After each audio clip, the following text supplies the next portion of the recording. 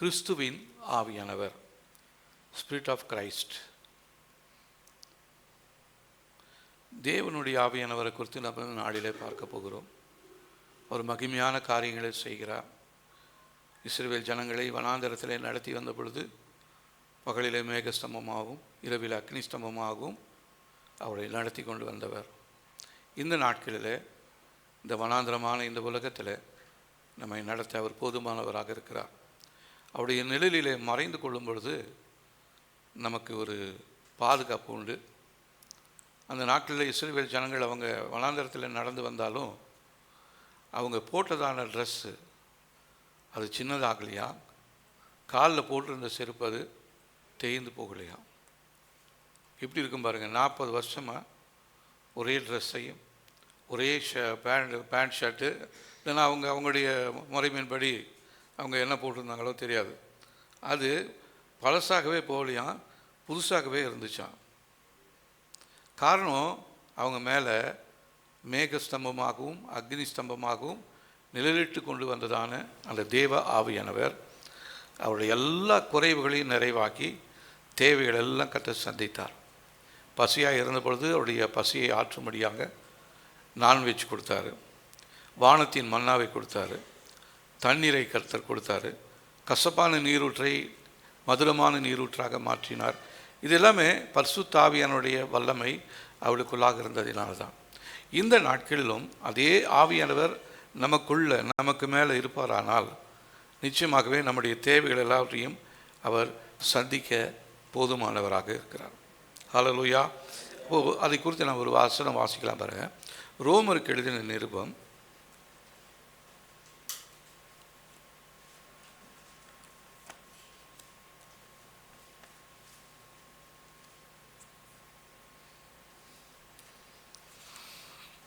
8ஆம் அதிகாரம். இந்த 8ஆம் அதிகாரத்தில் பார்த்தீங்கன்னா பரிசுத்த ஆவியானவரை குறித்து நிறைய வார்த்தைகளை இந்த ரோமர் 8ஆம் அதிகாரத்தில் நம்மளால் வாசிக்க முடியுது. அதில் 8ஆம் அதிகாரம் 9ஆம் வசனத்தை நாம் வாசிக்கலாம் பாருங்க.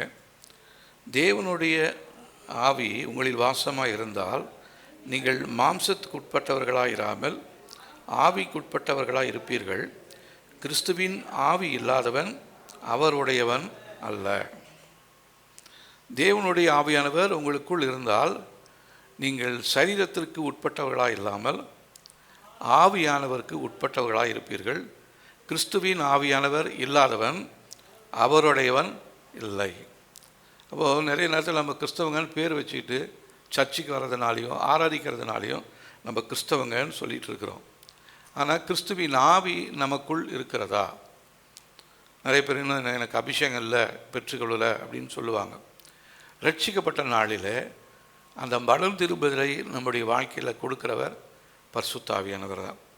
அவருடைய செயல்பாடுகளை ஒன்று, அவர் நீதியை குறித்தும் நியாய தீர்ப்பை குறித்தும் கண்டித்து உணர்த்துகிறவராய் நம்முடைய இருதயத்திற்குள்ளே வந்து வாசம் பண்ணுகிறதான தேவன். அவர் அந்த நாளிலேயே துவங்குகிறாரு. நம்ம ரட்சிக்கப்படும் பொழுது பாவத்திற்காக மனஸ்தாபப்பட்டு அறிக்கை செய்து நம்ம ஞானஸ்நானம் எடுக்கிறோம். நிறைய பேர் இது இந்த மனம் திரும்புதல் இல்லாமலேயே ஞானஸ்நானம் எடுத்தவங்க இருக்காங்க. அவங்களுக்குள்ள கிறிஸ்துவினுடைய ஆவி இருக்கிறதா என்று சொல்லி ஒரு பெரிய சந்தேகம்தான். நிச்சயமாக ஆவியானவர் இருப்பாரானால் அவர் நமக்குள்ளாக ஒரு உணர்வை உண்டாக்குவார். அந்த மாதிரி உணர்வு இல்லாத இருதயங்கள் நம்முடைய வாழ்க்கையில் இருக்குது. அதனால தான் நம்முடைய வாழ்க்கை இருள் அடைந்து போயிருக்கிறது. பரிசுத்த ஆவியானவரை ஒரு வெளிச்சத்துக்கு ஒப்பிட்டு சொல்கிறோம். பரிசுத்த ஆவியினுடைய வெளிச்சம் நமக்குள் வருமானால் நம்முடைய வாழ்க்கையில் இருண்டு போனதான காலங்களை அவர் வெளிச்சமாக மாற்றுவார். ஒரு காலத்திலே பாவத்திலும் அக்கிரமத்திலும் மரித்து போயிருந்ததான நம்மை இயேசு கிறிஸ்து பரிசுத்த ஆவியானவர் நமக்குள் வந்த உடனே நமக்கு ஒரு புதிய உயிர்ப்பித்து ஒரு புதிய எனர்ஜியை கர்த்தர் கொடுக்குறார். அப்போது இந்த ஆவியானவர் நமக்குள்ளே இருந்தால் நம்ம மாம்சத்துக்கு உட்பட்டவர்களாக இராமல் ஆவிக்கு உட்பட்டவர்களாக இருப்போம். கிறிஸ்துவின் ஆவி இல்லாதவன் அவருடையவர் அல்ல. இப்போது நீங்கள் கிறிஸ்துவனுடையவர்களா இல்லை வேறு யாருடையவர்களா அப்படின்னு உங்களுக்கு நீங்களே ஒரு கேள்வி கேட்டுக்கொள்ளுங்க. நான் இயேசுவை ஆராதிக்கிறேன், ஆனால் இயேசுவுக்கு சொந்தமாக இருக்கிறேன்னா? இயேசுவுக்கு சொந்தமாக இருந்தால் நிச்சயமாக உங்கள் மேலே அவர் பரிசுத்த ஆவியினுடைய வல்லமையினாலே ஒரு முத்திரை போட்டிருப்பார்.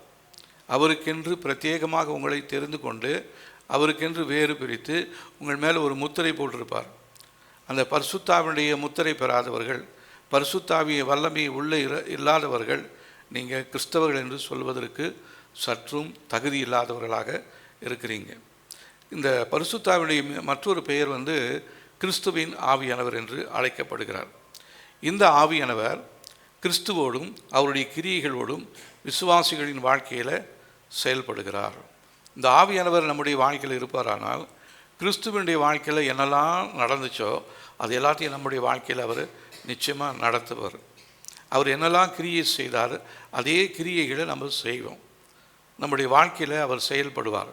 ஒருவேளை உங்களுடைய கிரியைகள் மாறுபாடாக உலகத்திற்கு ஒற்ற கிரியைகளாக இருக்குமானால் உங்களுக்குள்ள ஆவியானவர் இல்லை, நீங்கள் கிறிஸ்தவர்கள் அல்ல என்று சொல்லி நிச்சயமாக தெரிந்து கொள்ள வேண்டும்.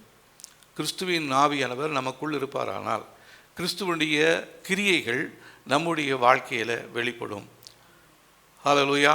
அவர் மரணத்தை ஜெயித்தவர் இல்லைங்களா? காற்றும் கடலும் பயங்கரமாக கொந்தளித்த பொழுது அவர் கொஞ்சம் கூட பயப்படவே இல்லை, நல்ல நித்திரை செய்து கொண்டிருந்தார். ஆனால் இன்றைக்கி நமக்குள்ள பரிசுத்த ஆவியானவரை பெற்றுக்கொண்டு நம்முடைய வாழ்க்கையில் ஒரு சின்ன பிரச்சனை வந்தவொடனே நம்ம அங்கலாய்க்கிறோம். இங்கே போய் பார்க்கலாமா, அங்கே போய் பார்க்கலாமா, இந்த மனுஷனை பார்க்கலாமா, அந்த மனுஷனை பார்க்கலாமான்னு நம்ம ஓடிக்கொண்டே இருக்கிறோம். ஓடிக்கொண்டிருந்தால் அவங்களுக்குள்ள ஆவியானவர் இல்லை என்று சொல்லி அர்த்தமாக இருக்கிறது. ஆவியானவர் இருப்பாரானால் எந்த சூழ்நிலையிலையும் உங்களுடைய சமாதானம் கெட்டு போய் விடாது. அவர் உங்களுக்குள்ளிருந்து சமாதானத்தை கொடுக்கக்கூடியவராக இருக்கிறார். இந்த ஆவியானவர் கிறிஸ்துவின் ஆவியானவர் என்று அழைக்கப்படுகிறதுனாலே கிறிஸ்துவின் இடத்திலிருந்து வருகிறவர் இயேசுவை குறித்து நமக்கு சாட்சி கொடுக்கிறார். கிறிஸ்துவின் சுபாவங்களை நம்மிடத்தில் வெளிப்படுத்துகிறார். இந்த ஆவியானவர் என்ன பண்ணுறாரு, நமக்குள்ளே வரும் பொழுது இயேசு கிறிஸ்துவை குறித்து நமக்கு நன்றாக சொல்லி கொடுக்குறாரு. அது மாத்திரமல்ல, இயேசு கிறிஸ்துவனுடைய சுபாவங்களை நம்முடைய வாழ்க்கையில் அவர் வெளிப்படுத்துகிறவராக இருக்கிறார். இப்போ நம்முடைய வாழ்க்கையில் இயேசுவினுடைய கிரியைகள், இயேசுவினுடைய சுபாவங்கள் இந்த நாட்களில் வெளிப்படுகிறதா சற்று யோசித்து பார்க்கணும். கிறிஸ்தவங்கன்னு பேர் வச்சுக்கிட்டு கொஞ்சம் கூட ஒரு சமாதானம் இல்லாமல், பொறுமை இல்லாமல், சின்ன கோபம் வந்தாலும் உடனே கண்ணாபண்ணான்னு கெட்ட வார்த்தை பேசுகிறதும், கோபத்தோட ஆத்திரத்தோடு பேசுகிறதுமா இருந்துச்சுன்னா நமக்குள்ள ஆவியானவர் இல்லை, நமக்குள்ளே இருக்கிற ஆவியானவர் வேறு ஒரு ஆவியானவராக இருக்கிறார். சபைக்கு வரும்பொழுது அந்நிய பாஷையும், வீட்டுக்கு போனவொன்னே அந்நியர் பாஷையும் பேசினா அவங்க பரிசுத்தாவி பெற்றவர்கள் அல்ல. பரிசுத்தாவியானவர் எங்கேயும் எப்போதும் ஒரே போல தான் இருக்க போகிறார். அவர் இயேசு கிறிஸ்து நேற்றும் இன்றும் என்றும் மாறாதவராக இருப்பது போல ஆவியானவரும் ஒரு நாளும் மாறாதவராக இருக்கிறார். அப்போது நம்முடைய வார்த்தைகள் எவ்விதமாக இந்த நாட்களில் நம்ம பேசி கொண்டிருக்கிறோம் சற்று யோசித்து பாருங்கள். இங்கே வந்தால் நம்ம ரொம்ப நல்லவங்களாக ஸ்தோத்திரம் பண்ணி சிரிச்சிக்கிட்டு இருக்கிறோம். வீட்டுக்குள்ளே போனவுடனே ஒரு சின்ன பிரச்சனை வந்தவுடனே நம்முடைய முகம் எத்தனை கோணமாக மாறிடுது இல்லைங்களா? அலங்கோலமாக மாறிடுது. நிறைய பேருடைய முகத்தையே பார்ப்பதற்கு பயமாக இருக்குது. ஏன்னா அவங்களுடைய முகத்தை பார்த்தா மனுஷ சுபாவம் இல்லை, மனுஷனுடைய அன்பு இல்லை, சுபாவ அன்பு இல்லை, சுபாவம் இல்லாத ஒரு அன்பாக மாறி இருக்கும் பொழுது அவங்களுடைய கிறிஸ்தவங்கன்னு பேர் சொல்கிறதுக்கு சற்றும் அருகதை இல்லாதவர்களாய், தகுதி இல்லாதவர்களாய் மாறிவிடுகிறோம். ஒருவேளை உங்களுடைய வீட்டுக்குள்ளே நீங்கள் எவ்விதமாக இருக்கிறீங்க, வெளியில் வந்தால் ஒரு விதம், ஒரு முகமும், வீட்டுக்குள்ளே போனவொன்னே இல்லைன்னா மற்றவங்களோட பேசும் பொழுது உங்களுக்கு எதிராக இருக்கிறவங்க முன்பாக உங்களுடைய யோசனையும் உங்களுடைய அன்பும் எவ்விதமாக இருக்கிறது சற்று யோசித்து பார்க்கணும். இந்த நாட்களில் குடும்பங்களுக்குள்ளார தான் பெரிய பிரச்சனைகளும் போராட்டங்களும் வந்து கொண்டே இருக்கிறது. இது நேற்று போன மாதம் இந்த வருஷம் இல்லை, உலகம் ஆரம்பித்தது முதலே குடும்பத்தை கெடுக்கும்படியாக சத்துருவானவன் கிரியை செய்கிறான். ஏதேன் தோட்டத்திலே ஆதாமையும் ஏவாளையும் கர்த்தர் அன்போடு தான் அவர்களை உருவாக்கினார். ஆனால் அவங்களுடைய வாழ்க்கையில் ஒரு பிரச்சனையை ஏற்படுத்தி அவங்க பெற்றுக்கொள்ள இருந்ததான ரட்சிப்பை கெடுத்து அவங்களுக்குள்ளதான சந்தோஷத்தையும் சமாதானத்தையும் இழக்கச் செய்து அவங்கள தாறுமாறாக மாற்றினவன் ஆதி முதல் கொண்டு கிரியை செய்கிற கொலை பாதகனாகிய பிசாசு. அவன்தான் இந்த நாட்களில் நம்முடைய குடும்பங்களுக்குள்ளாக இருந்து கொண்டு கிரியை செய்து கொண்டிருக்கிறான். இப்போது ஆவியை பெற்றதான நாம் நம்முடைய குடும்பத்தில் எவ்விதமாக இருக்கிறோம்? எல்லாரோடையும் சமாதானமாக இருக்கிறீங்களா? அதில் ஒரு வசனம் சொல்லுவாங்க, வசனம் இருக்குது, கூடுமான வரையிலும் யாவரோடும் சமாதானமாக இருங்கள். அது ஒரு நல்ல வார்த்தை. கூடுமான வரையிலும், கூடும இல்லைன்னு சொன்னால் அந்த இடத்துல என்ன பண்ண முடியல? சமாதானமாக இருக்க போகிறது இல்லை. அப்படி இல்லை. நம்ம முழுசுமாக இயேசு எல்லா இடத்துலையும் சமாதானம் உள்ளவராக இருந்தார். புயல் அடித்தாலும், காற்று வீசினாலும், நித்திரை இல்லாமல் இருந்தாலும், வனாந்தரத்தில் இருந்தாலும் அவர் சமாதானத்தை இருந்தார். அவரை நோக்கி தேடி வந்ததான சத்துரு யூதாஸ் அவரை காட்டி கொடுக்கும்படியாக ஏதேன் தோட்டத்துக்கு வந்தான். அந்த நேரத்தில் இயேசு கிறிஸ்து அவனை பார்த்து என்னன்னு சொன்னார்? சத்துருவே, என்னை காட்டி கொடுக்க வந்தான்னு சொன்னார். அவனை பார்த்து என்ன சொன்னார்? சிநேகிதனே அப்படின்னாரு. எப்படி சொல்ல வந்தது? சொல்ல முடிஞ்சது அவரால்? அவருக்குள்ளார சமாதானம் இருந்துச்சு. இன்னும் கொஞ்சம் நேரத்துக்குள்ளே பிடிச்சிட்டு போய் தன்னை சிலுவையில் அடிச்சிடுவாங்க, துன்பம் வரும், இப்படியெல்லாம் தொல்லை வரும்னு அவருக்கு தெரிஞ்சாலும் அந்த காட்டி கொடுக்க முடியாது வந்ததான யூதாஸை பார்த்து சிநேகிதனே அப்படின்னு சொன்னார். இன்றைக்கி நமக்கு எதிராளிகள் யார்? மனுஷனா? நம்முடைய எதிராளி மனுஷன் இல்லை, மாம்சத்தோடும் இரத்தத்தோடும் இருக்கிறதான மனுஷன் நம்முடைய எதிராளி அல்ல. யார் எதிராளி? ஆவி மண்டலங்கள் இருக்கிற பொல்லாத ஆவியின் சேனைகளோடு, அதிகாரங்களோடு, துரைத்தனங்களோடு தான் அவன் தான் நமக்கு எதிரியாக இருக்கிறான். ஆனால் இன்றைக்கி தேவ பிள்ளைகள் என்று சொன்னதான நம்முடைய குடும்பத்தில் இருக்கிறவங்கள நிறைய பேர் விரோதிகளாக இருக்கிறாங்க. ஒருத்தருக்கு ஒருத்தர் பேசுறதில்ல. அதில் ரட்சிக்கப்படாதவங்க பேசாமல் இருந்தால் பரவாயில்ல. ரட்சிக்கப்பட்டும் அபிஷேகத்தை பெற்றுக்கொண்டும் அந்நிய பாஷையை ஒரு நாளைக்கு 2 மணி நேரம் பேசுகிறேன்னு சொல்கிறவங்க அவங்க அன்பு இல்லாதவங்களாக இருக்கிறாங்க. அப்போ அவங்க பேசுகிற அந்நிய பாஷை என்ன பாஷை? எனக்கு ஒரு சந்தேகமாக இருக்குது. அந்நிய பாஷை பேசுகிறேன், ஒரு நாளைக்கு 2 மணி நேரம் பேசுகிறேன்னு சொல்கிறவங்க மனுஷ பாஷையில் பேசுகிறதுக்கு முடியறதில்லை. இவங்க எப்படி தேவனோட பேசுவாங்க? அந்நிய பாஷை பேசுகிறவன் யாரோடு பேசுகிறானா? தேவனோடு பேசுகிறான். மனுஷ பாஷையை பேசுகிறவங்க யாரோட பேசுவோம்? மனுஷங்கக்கிட்ட தான் பேசுவோம். இப்போ நான் பேசுகிற அந்நிய பாஷையை உங்ககிட்ட நான் பேசினேன்னா உங்களுக்கு அர்த்தம் தெரியாது. எனக்கும் அர்த்தம் தெரியாமல் நான் பேசும் பொழுது கேட்குற உங்களுக்கு நான் ஒரு அந்நியனாக இருப்பேன், இந்த உலகத்துக்கு சம்பந்தமில்லாத ஒருத்தனாக இருப்பேன். அதை போலவே இந்த நாட்களிலே அந்நிய பாஷை பேசுகிறேன் என்று சொல்லி குடும்பத்துக்குள்ள ஒரு போராட்டத்துக்குள்ளே இருக்கும் பொழுது நம்முடைய வாழ்க்கையில் நிச்சயமாக பரிசுத்த ஆவியானவர் இல்லை என்று சொல்லி தெளிவாக தெரிந்து கொள்ளுங்கள். இது நாமளே என்ன பண்ணிட்டு இருக்கிறோன்னா ஏமாற்றி கொண்டு இருக்கிறோம். ஒரு சிலருக்கு பாட்டு பாடி வேகமாக கை தட்டினா தான் அவங்களுக்கு ஆவியே வரும். ஒரு சில சபைகளில் அப்படி இருக்கிறாங்க.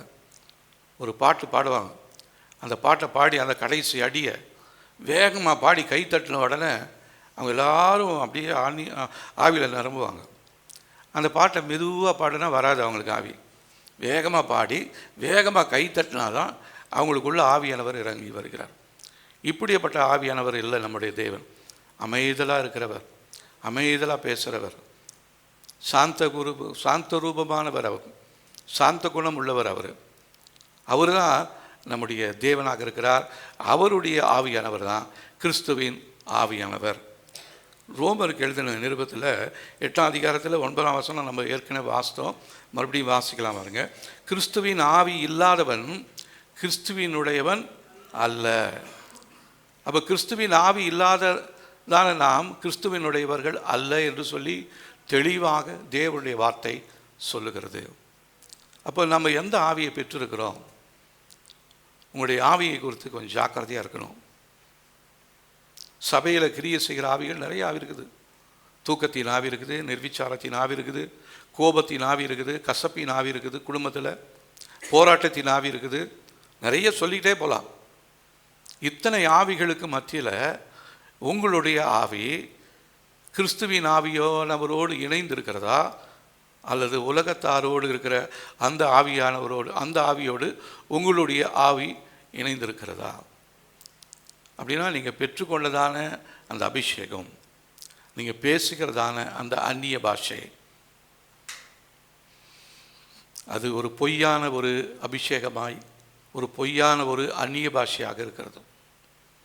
அந்நிய பாஷை எல்லாரோடையும் சமாதானமாக இருக்கணும், கூடுமான வரையிலும் இல்லை, யாவரோடையும் எப்பயும் எல்லா நேரத்துலையும் சமாதானமாக இருக்கணுன்றது தான் தேவன் நமக்கு கொடுத்ததான ஒரு பெரிய ஒரு ஆசீர்வாதம். இந்த உலகத்தை விட்டு அவர் பரலோகத்துக்கு போகும் பொழுது நமக்கு வைத்து போனதான ஒரு வெளியேற பெற்ற ஒரு பொக்கிஷம் தெரியுங்களா? அவர் உனக்கு கோடிக்கணக்கில் உனக்கு ரூபா கொடுக்குறான்னு சொல்லலை. அவர் என்ன சொன்னார்? உங்களுக்கு சமாதானத்தை உங்களுக்கு வைத்து போகிறேன். அது யாருடைய சமாதானமா? என்னுடைய சமாதானம். தேவனுடைய சமாதானம் நம்முடைய இருதயத்தில் இருக்கணும். அதை தான் அவர் வைத்து போயிருக்கிறார். அப்போ இயேசு கிறிஸ்து மறுபடியும் வருவார்னு எதிர்பார்த்துட்டு இருக்கிறோம். அவர் கொடுத்ததான அந்த சமாதானத்தை நம்ம பெருக்கணும். தாளந்து கொடுத்தாரு, அது ஒரு உதாரணமாக சொல்கிறார் இல்லைங்களா? ஒருத்தங்கிட்ட 5 தாளந்தும், ஒருத்தனுக்கு 2 தாளந்தும், ஒருத்தனுக்கு 1 தாளந்தும். அந்த தாளந்து வாங்கினவர்கள் 5 தாளந்து வாங்கினவன் அதை வைத்து வேறு 5 தாளந்தை சம்பாதித்தான். 2 தாளந்தை வாங்கினவன் அதை வைத்து வேறு 2 தாளந்தை சம்பாதித்தான். 1 தாளந்தை வாங்கினவன் என்ன பண்ணான்? அதை புதைத்து போட்டுட்டான். இப்போ திருப்பி எஜமானன் வராரு, உனக்கிட்ட கொடுத்தனே என்ன பண்ண அப்படின்னு. அப்போது அந்த 5 தாளந்து வாங்கினவன் சொல்கிறான், நீங்கள் எனக்கு 5 தாளந்து கொடுத்தீங்க, அதை வைத்து நான் இன்னும் 5 தாளந்தை சம்பாதித்தேன். நல்லது, உண்மையும் உத்தமமுள்ள ஊழியக்காரனே, உன்னுடைய எஜமானனுடைய சந்தோஷத்திற்குள்ளே நீ பிரவேசின்றார். 2 தாளந்து வாங்கினவனை கூப்பிட்டு கேட்டால், நீங்கள் கொடுத்து போனது 2 தாளந்து, நான் இதை வேறு 2 தாளந்து வாங்கியிருக்கிறேன், பரவாயில்ல, உன்னையும் நான் ஆசீர்வதிக்கிறேன் அப்படின்ட்டார். இந்த 1 தாளந்து வாங்கினவனை கூப்பிட்டு கேட்டால் அவன் சொல்கிறான், உங்களை குறித்து எனக்கு தெரியும், நீங்கள் விதைக்காத இடத்துல அறுக்கிறவரும் தெளிக்காத இடத்துல சேர்க்கிறவருமாக இருக்கிறீர்கள். விதைக்காத இடத்துல எப்படி அறுக்க முடியும்? தெளிக்காத இடத்துல எப்படி சேர்க்க முடியும்? அது யோசித்து பார்த்துருக்கீங்களா? விதைக்காத இடத்துல அறுக்க முடியுமா?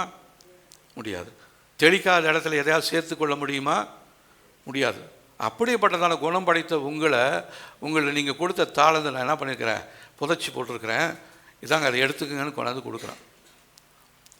அப்போது அந்த எஜமானர் என்னன்னு சொல்கிறாரு, நீ இதை புதைச்சி போடுறதுக்கு நீ ஒரு பேங்க்கில் போட்டிருந்தீங்கன்னா நான் அதை ஒரு வட்டியோடு வந்து வாங்கியிருப்பேன். ஆனால் நீ என்னை குறித்து ஒரு தவறான எண்ணம் வைத்திருக்கிற. நான் விதைக்காத இடத்துல அறுக்கிறவன், தெளிக்காத இடத்துல சேர்க்கிறவன். எந்த இடத்துல ஆண்டவர் விதைக்காத இடத்துல அறுக்கிறாரு, தெளிக்காத இடத்துல சேர்க்கிறாரு? யோசித்து பார்த்தீங்களா? வருகையில் நம்மளை எங்கே போய் சேர்க்க போகிறோம்? எங்கே போய் சேர போகிறோம்? வானத்தில் அவரோடு போய் நம்ம சேர்க்க போகிறோம். அப்போ நம்மளை விட்டு போனது பூமியில், ஆனால் சேர்க்க போகிற இடம் எது தெரியுங்களா? வானத்தில். அங்கே நம்மளை விதைக்கலை, தெளிக்கலை, ஆனால் அந்த இடத்துல என்ன பண்ணுறாரு? நம்மளை சேர்த்துக்கொள்கிறார். அப்போது இந்த வசனத்தின்படி எஜமானை குறித்து தெளிவில்லாமல் ஒரு சிந்தனையோடு இருந்தோம்னா, நியாய தீர்ப்பு நாளிலே நாம் கணக்கு கேட்கும் பொழுது நாம் என்ன சொல்ல போகிறோம்? உன் கையில் கொடுத்ததான, இப்போ என்ன குறித்து சொல்லுவார், உன் கையில் கொடுத்ததான அந்த சபையை நீ எவ்விதமாக நடத்தி கொண்டு வருகிற? ஒரு 200 விசுவாசிங்க இருக்காங்க. ஆண்டவர் வரத்துக்குள்ளே நம்ம ஒவ்வொருத்தரையும் விரட்டி கடித்து கொதறி எல்லாத்தையும் துரத்தி விட்டுட்டு ஒரு 10 விசுவாசிகளோடு போனேன்னா ஆண்டவர் என்னை பார்த்து பெருமைப்படுவாரா?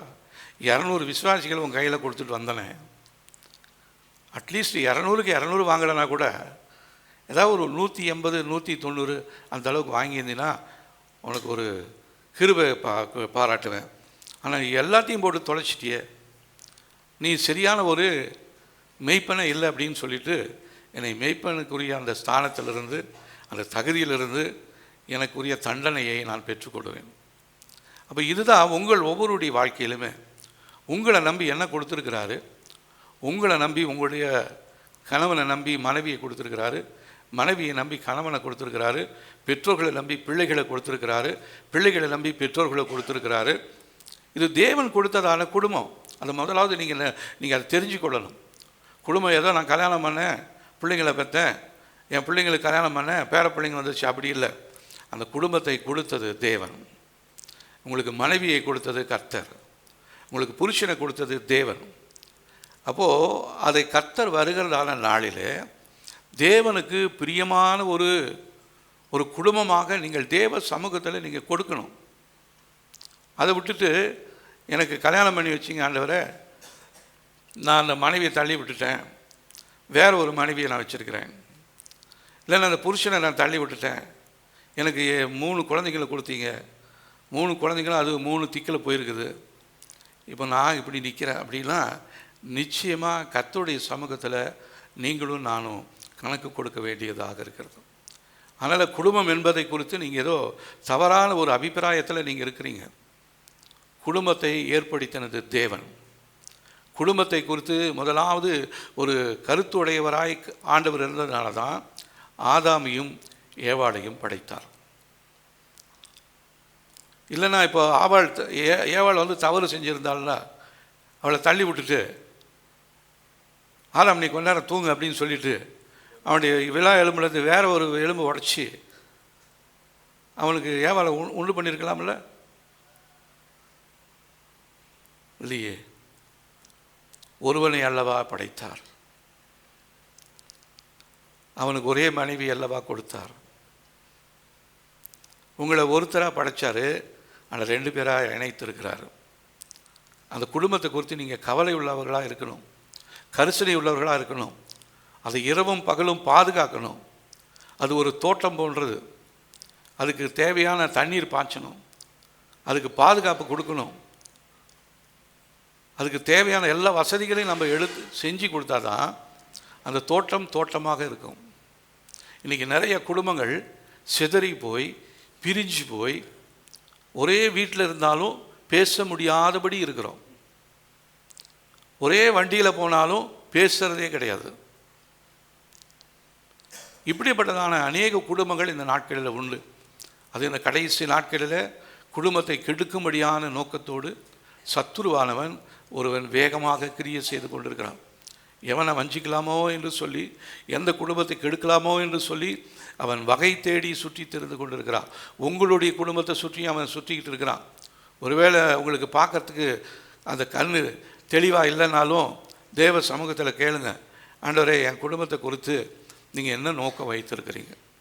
என் குடும்பத்தை குறித்து நீங்கள் போட்டிருக்கிறதான அந்த வேலியாக இருக்கிறதா அல்லது வேலி உடைந்து போயிருக்கிறதா? நிறைய நேரத்தில் ஆண்டவர் போட்டதான வேலியை நாமளே நம்முடைய வார்த்தைகளினாலும் செயல்களினாலும் உடைத்து போட்டுட்டோம். அதை பயன்படுத்தி உள்ளே சத்துரு வந்து உள்ளே ஆண்டவர் விதைத்ததான செடி கொடிகளை எல்லாம் கெடுத்து போட்டிருக்கிறோம். நிறைய பேர் அப்படிப்பட்டதான கவலைகளோடு இருக்கிறீங்க. உங்களுடைய குடும்பத்தில் சமாதானம் இல்லை, சந்தோஷம் இல்லை. ஏறக்குறைய ஒரு புதிய ஆண்டிற்குள்ளே வந்துட்டோம். புதிய ஆண்டிற்குள்ளே வந்துமே கடந்த ஆண்டில் இருந்த நிலைமையை விட இன்னும் மோசமான நிலைமையில் நிறைய குடும்பங்கள் இருக்கிறது. அது தேவனுடைய சித்தம் அல்ல. சரி செய்து கொள்ள வேண்டும். கர்த்தர் உங்களை நம்பி தான் உங்களுடைய குடும்பத்தை கொடுத்துருக்கிறார். கர்த்தர் உங்களை நம்பி தான் உங்களுடைய பிள்ளைகளை கர்த்தர் கொடுத்துருக்கிறார். அந்த குடும்பத்தை நடத்தி செல்லக்கூடிய கிருபையை, ஞானத்தை தேவனிடத்தில் நீங்கள் பெற்றுக்கொள்ளும் பொழுது அவர் உங்களுடைய குடும்பத்தை அவர் பாதுகாக்க போதுமானவராக இருக்கிறார். 1 பேதுரு 1:11 பாருங்கள். 1 பேதுரு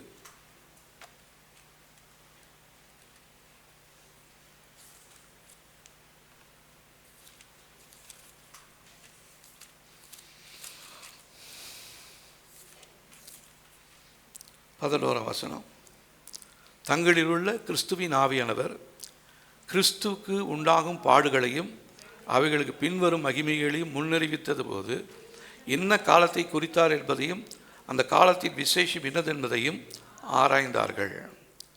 கிறிஸ்துவின் ஆவியானவர் கிறிஸ்துவுக்கு உண்டாகும் பாடுகளையும் அவைகளுக்கு பின்வரும் மகிமைகளையும் முன்னறிவித்து தீர்க்கதரிசனம் சொன்ன பொழுது இன்ன காலத்தை குறித்தார் என்று சொல்லி அந்த காலத்தின் விசேஷத்தை இன்னதென்பது ஆராய்ந்தார்கள். அப்போது நீங்கள் கர்த்தர் உங்களுக்கு கொடுத்துருக்கிறதான அந்த வாழ்க்கையை குறித்து, இல்லைன்னா தொழிலை குறித்து, உங்களுடைய சந்ததியை குறித்து நீங்கள் என்றைக்காவது நீங்கள் ஆராய்ச்சி செஞ்சுருக்கிறீங்களா? நீங்கள் ஆராய்ச்சி செஞ்சது மற்றவங்களுடைய செயல்களை குறித்து தான் ஆராய்ச்சி பண்ணியிருக்கிறோம். அவங்க என்ன பண்ணிகிட்டு இருந்தாங்க, இவங்க என்ன பண்ணிகிட்டு இருந்தாங்க, இவங்க என்ன பேசிகிட்டு இருக்கிறாங்க, அவங்க என்ன பேசிகிட்டு இருக்கிறாங்கன்னு. கர்த்தர் உங்களை குறித்து என்ன பேசியிருக்கிறார், உங்களுடைய குடும்பத்தை குறித்து என்ன வாக்குத்தத்தம் கொடுத்துருக்கிறார், அதை நீங்கள் ஆராய்ந்து பார்க்காம உலக பிரகாரமான வார்த்தைகளை நீங்கள் ஆராய்ச்சி செய்யும் பொழுது அது உங்களுடைய குடும்பத்தில் குழப்பத்தையும் கலவரத்தையும் ஏற்படுத்துகிறதாக இருக்கிறது.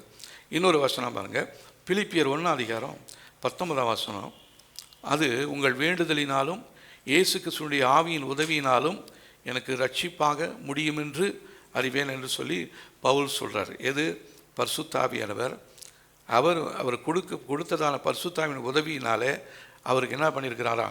ரட்சிப்பாக முடிந்திருக்கிறது. பவுலுக்கு முடிவில் ஒரு நல்ல ரட்சிப்பை கர்த்தர் கொடுத்திருக்கிறார். இதனுடைய அர்த்தம் என்ன?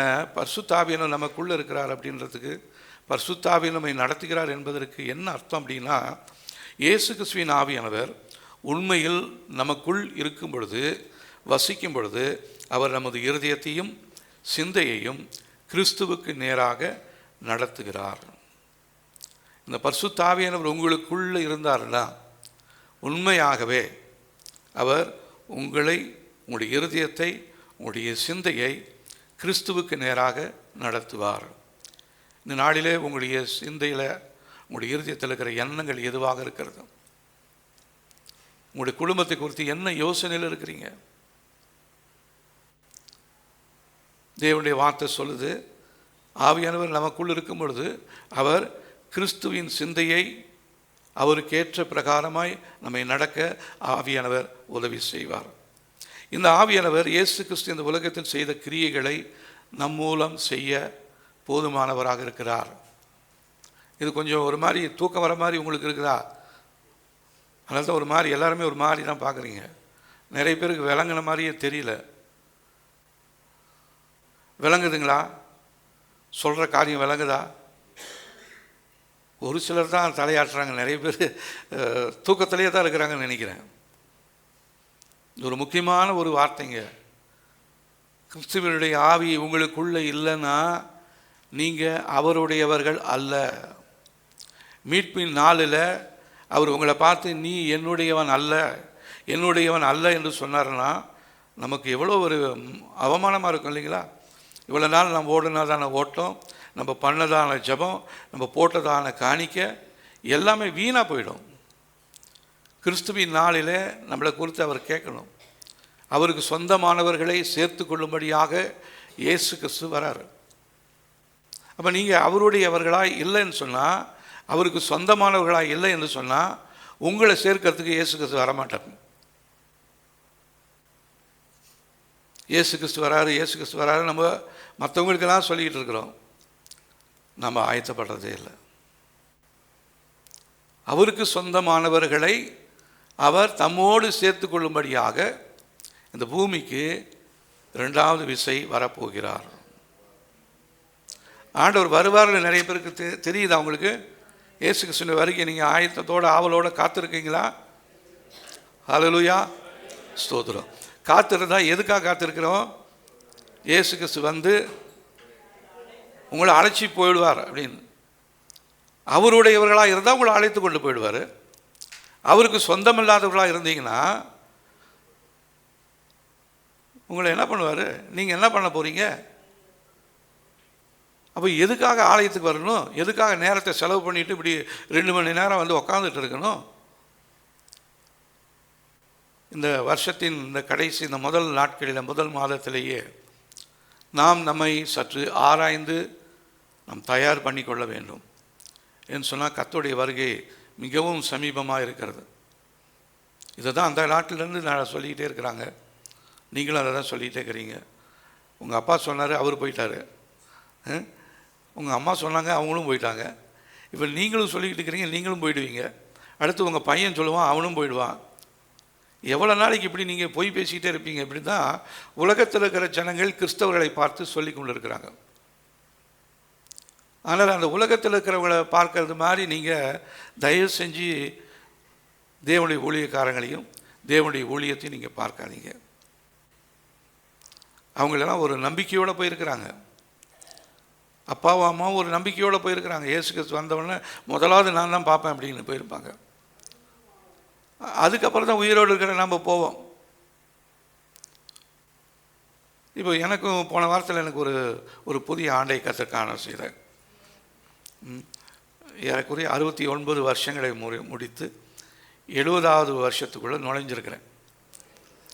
அப்போது இந்த 70ன்னு சொல்கிறது வசனத்தின்படி பூரணம் ஆயுசு நாட்கள் 70 வருஷமாக இருந்தாலும், பலத்தின் மிகுதியினால் 80 வருஷமாக இருந்தாலும் அது சஞ்சலம்தான்.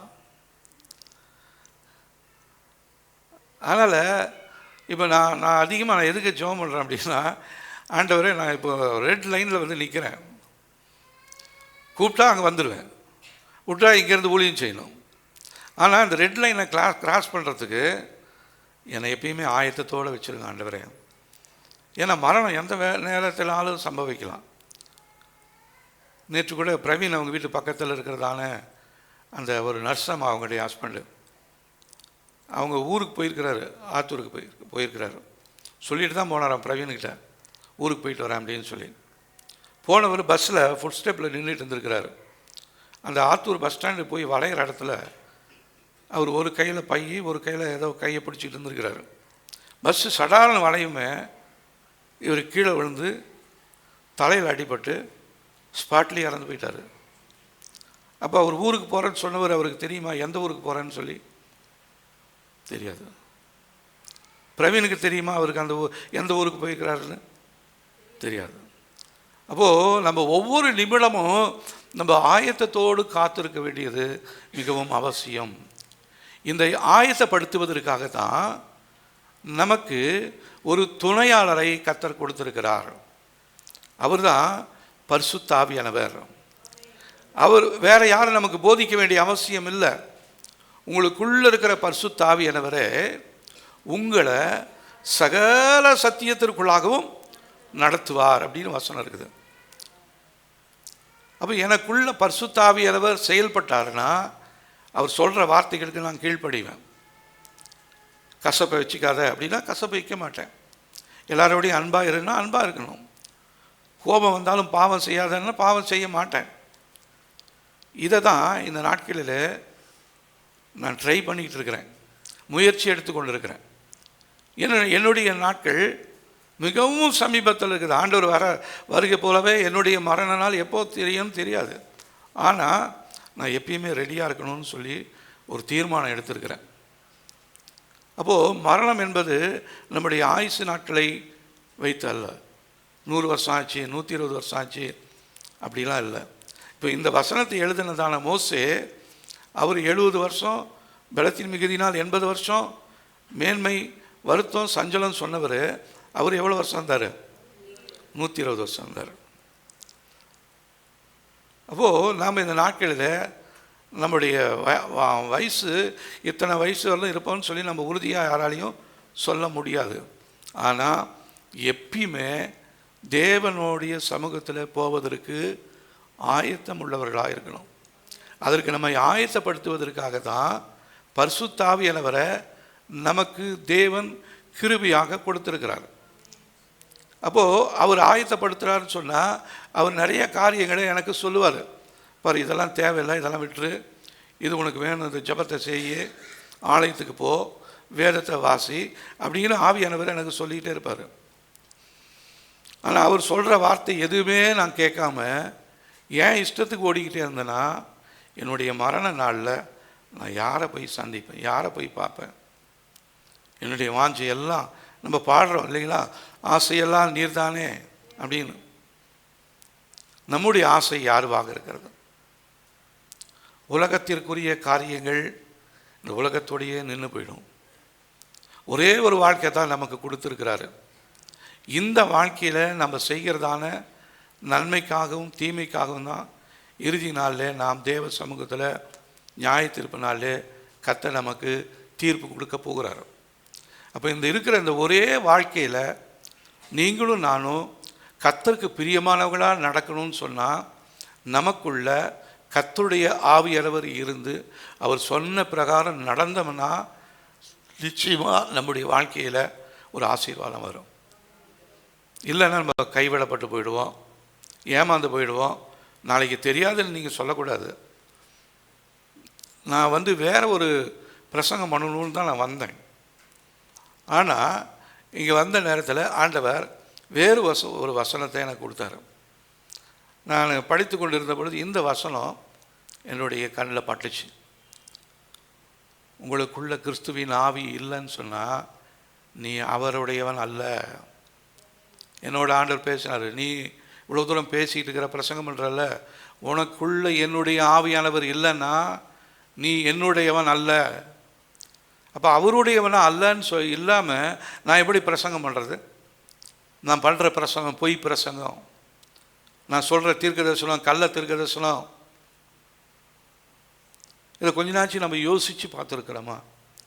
ஏதோ வெந்ததை சாப்பிட்டு விதி சாவலான்ற மாதிரி அந்த யோசனையில் நாம் இருக்கவே கூடாது. தேவன் வரும்பொழுது அவரை முகமுகமாய் பார்ப்பதற்கு நாம் ஆயத்தம் உள்ளவர்களாய் இருக்க வேண்டும். இந்த ஆவியானவர் நமக்குள்ளே இருந்தார்னா கிறிஸ்து இந்த உலகத்தில் செய்ததான அந்த கிரியைகளை நம்மால் செய்ய முடியும். அவர் இந்த உலகத்தில் என்ன செஞ்சார்? குஷ்டரோகிகளை சுத்தமாக்கினார், வியாதியஸ்தலுக்கு சுகம் கொடுத்தாரு, சமாதானம் இல்லாதவர்களுக்கு சமாதானத்தை கொடுத்தாரு, மரித்து போனவர்களை உயிரோடு எழுப்பினார், நன்மை செய்கிறவராய் சுற்றி இருந்தார். அப்போ இந்த உலகத்தில் அகப்பட்டவர்களை குணமாக்கினார், விடுதலையை தந்தார். இப்போ நீங்களும் நானும் இந்த உலகத்தில் என்ன செய்து கொண்டிருக்கிறோம்? இயேசுக்கு சொல்லிய கிரியைகளை நீங்களும் நானும் செய்கிறோமா? அவர் சுவிசேஷத்தை சொல்லிகிட்டே இருந்தார், நாம் சுவிசேஷம் சொல்கிறோமா? முதலாவது நம்ம குடும்பத்திலே ரட்சிப்பு இல்லாமல் இருக்குது. நம்முடைய குடும்பத்தின் ரட்சிப்பிற்கு ஒரு வசனம் இருக்குது, கர்த்தராகிய இயேசு கிறிஸ்துவை விசுவாசி, அப்பொழுது நீயும் உன் வீட்டாரும் ரட்சிக்கப்படுவீர்கள். அப்போ உங்கள் குடும்பம் ரட்சிக்கப்படலன்னு சொன்னால் நீங்கள் இயேசுவின் மேலே வைத்திருக்கிறதான விசுவாசம்னு சொல்கிறது அது பொய்யான ஒரு விசுவாசம். வசனம் அப்படி தான் சொல்லுது.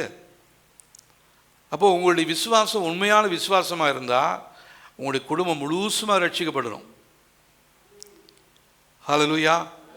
ஆமாம், உங்களுடைய குடும்பம் ரட்சிக்கப்பட்டுச்சுன்னா உங்களுடைய சொந்தங்களெல்லாம் ரட்சிக்கப்படும். உங்களுடைய சொந்தங்களெல்லாம் ரட்சிக்கப்பட்டால் உங்களுடைய தெருவில் இருக்கிறவங்க ரட்சிக்கப்படுவாங்க. உங்களுடைய தெருவில் இருக்கிறவங்க ரட்சிக்கப்பட்டால் உங்களுடைய பட்டணத்தில் இருக்கிறவங்க ரட்சிக்கப்படுவாங்க. உங்களுடைய பட்டணத்தில் இருக்கிறவங்க ரட்சிக்கப்பட்டால் இந்த தேசத்தில் இருக்கிறவங்க ரட்சிக்கப்படுவாங்க.